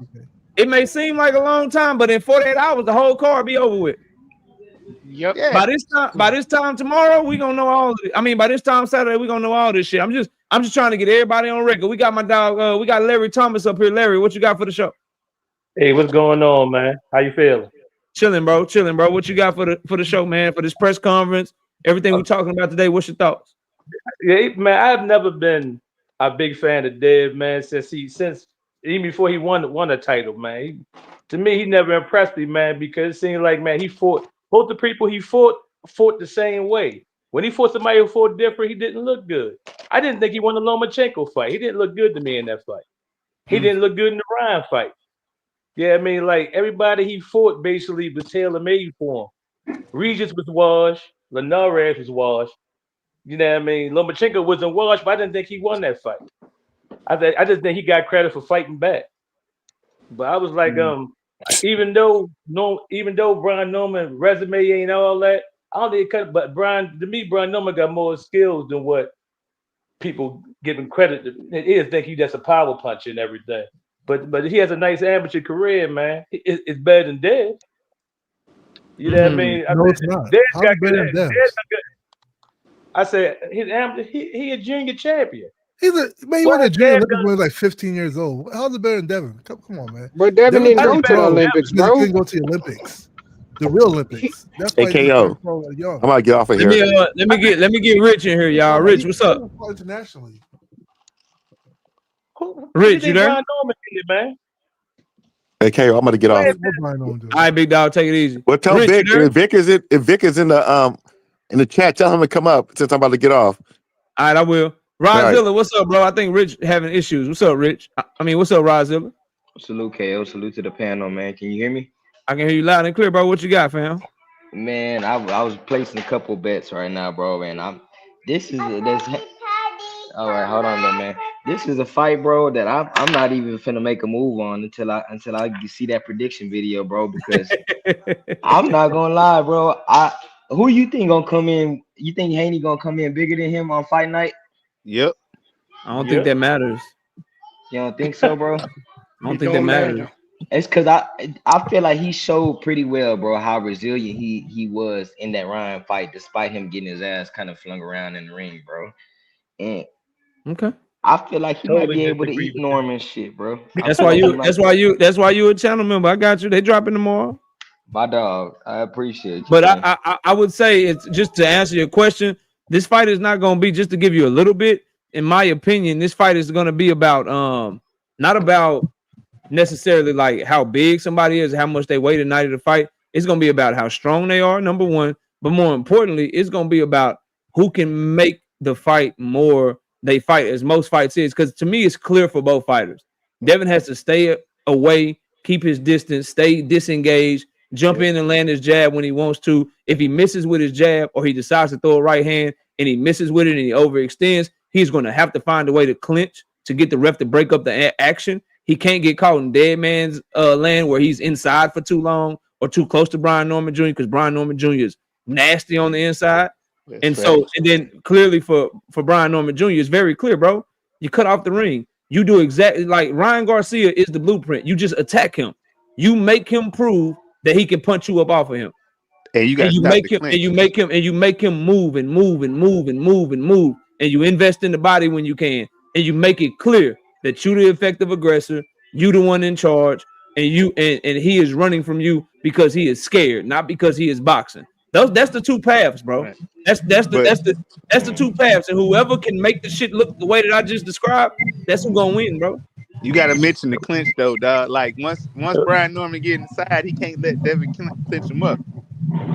I think Devin got one easier than Better put his right hand up. That's why I talked about strength and not size, because if Devin go to clinch and Brian can refuse that clinch, yeah, and get some shit in there before the ref come, or before Devin can back out of there, it's gonna be a problem. But or if he get Devin against the ropes and Devin try to clinch and he can push him off of him against the ropes with the shoulder.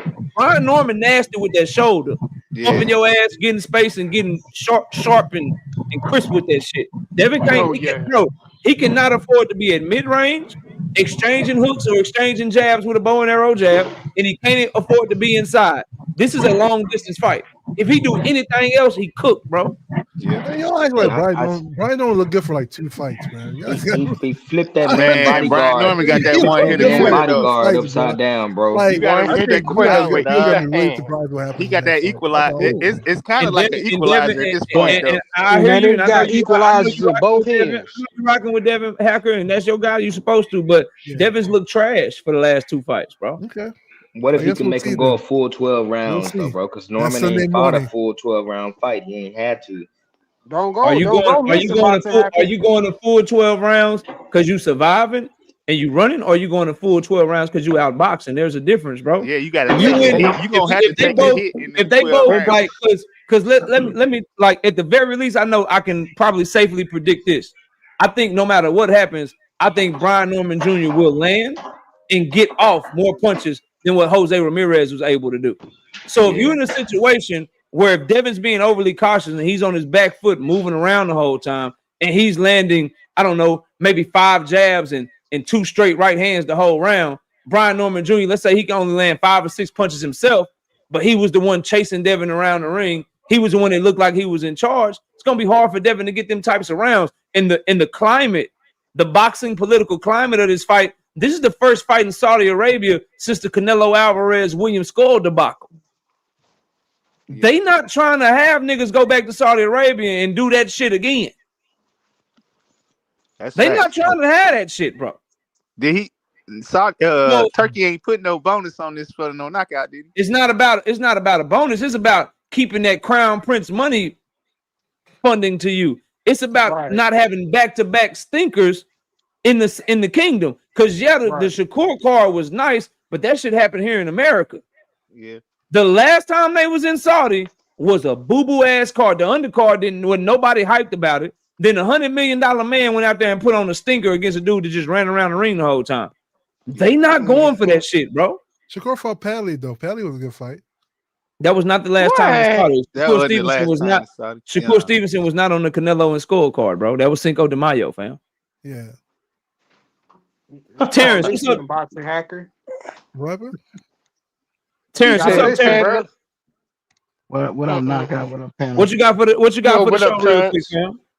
Chilling, guys. Well, for me, it's like this. It's like Devin is obviously the most talented fighter that Norman's going to fight. Now, we know that everybody with power has a chance to, if they can catch Devin, to get him out of there. But by far, this is going to be the toughest fight because, again, if Devin has to move, obviously, if Turkey paid him, he obviously expects Devin to move around and to fight. I mean, what if he just? It doesn't make any sense for him not to fight his fight and just get knocked out so he can please the Saudi crowd. That's nonsense. He's going to do what he's supposed to do, which is to move. And if he happens to win like he beat Ramirez, so be it. Just don't pay him. He can fight somewhere else. He can fight somewhere else. But he'll have a belt though. He'll have a belt though. Where he gonna fight at? Well, wherever. If he got the belt, if you want it, Nah, how you gonna KO. get it? If you want his Turkey belt, was how his you gonna last get him? lifeline, bro. Turkey was his last If lifeline. you We want, all on the panel bro, on that shit. I'm Y'all asking you let me catch this if super they chat real if quick. they Shout out to let me catch super chat real quick. Then y'all can keep going. Shout out Big Dog Willie with the 2-piece said blessed night to the chat. Excuse me, Tankamaniacs. Go ahead, Terrence. yeah. So I'm asking you guys if he has the belt, somebody's got to fight him. If they Let want me that answer. belt, Let me answer. Turkey Let me ain't answer got to your pay for question. it. Let me Turkey answer well, your ain't question. season off Let for me somebody's answer got your to. question. Jerry Hold shit. on. Let me answer your question, and then I'm gonna go to Victor. You're right. That's his currency because he's not a big name. He's not somebody that's packing out arenas. He's not a main event fighter, pay per view. All that we know all that shit. So I try to tell his fans, and I think you understand this, Terrence. The belt is his currency. The belt is how he gets his next meal. The belt is how he's going to be able to become champion. Because without the belt, Top Rank ain't really trying to do business with him. PBC ain't really trying to do business with him. Ain't nobody knocking down his door for fights or whatever. However, what I will say is the type of money that Devin Haney wants, that may not be available to him if he fights like that again. He's going to have to probably take a pay cut.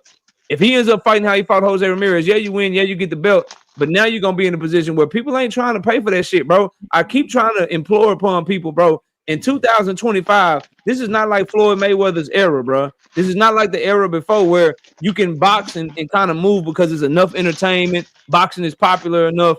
It's enough good fighters that's doing action-packed shit to where people are paying attention to it. In 2025, with streaming services and the way the market is gone, bro, they can't afford to be putting out stinkers. That's why Turkey was so upset about how May went when they had Canelo and Skull. I'm trying to tell y'all, bro, niggas ain't finna just be paying.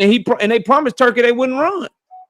Yep. They Okay, literally if said he they gets won't run. So I mean, knocked out, if he gets if they do, they could fuck up, bags in the future. if he gets knocked out, well, then what money you gonna make after that? I'm asking y'all.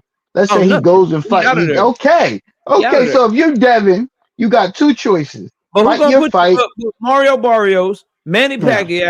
Pacquiao, Ian, what's his name? Lewis Crocker, Rolly Romero. What you think they gonna do? You think they gonna fight a guy like you think Rolly, for instance, is champion? What he gonna do? You think he'll be more interested in Lewis Crocker?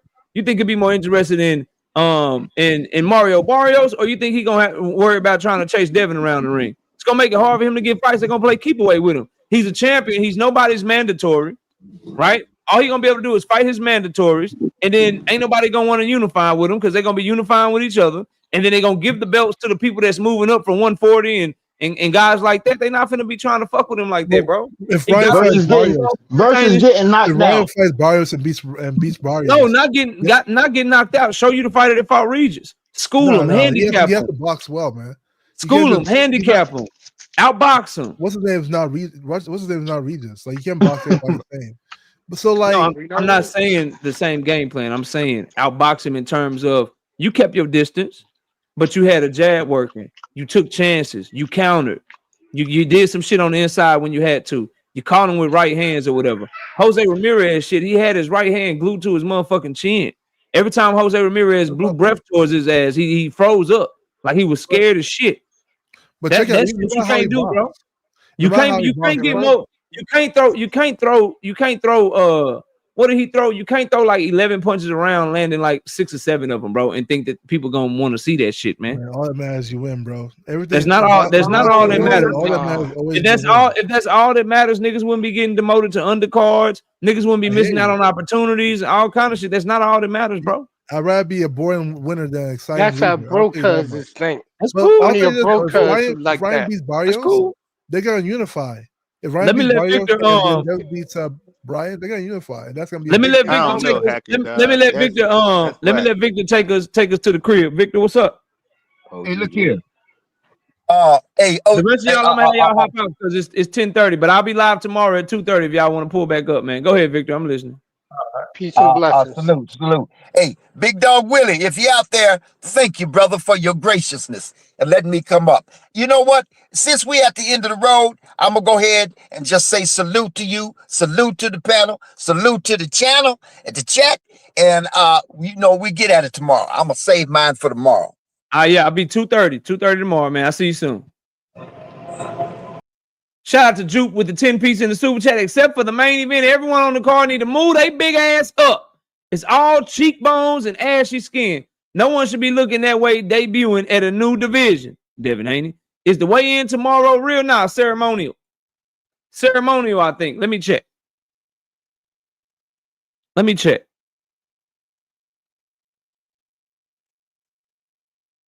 Ring design. Let's see. I think it's ceremonial.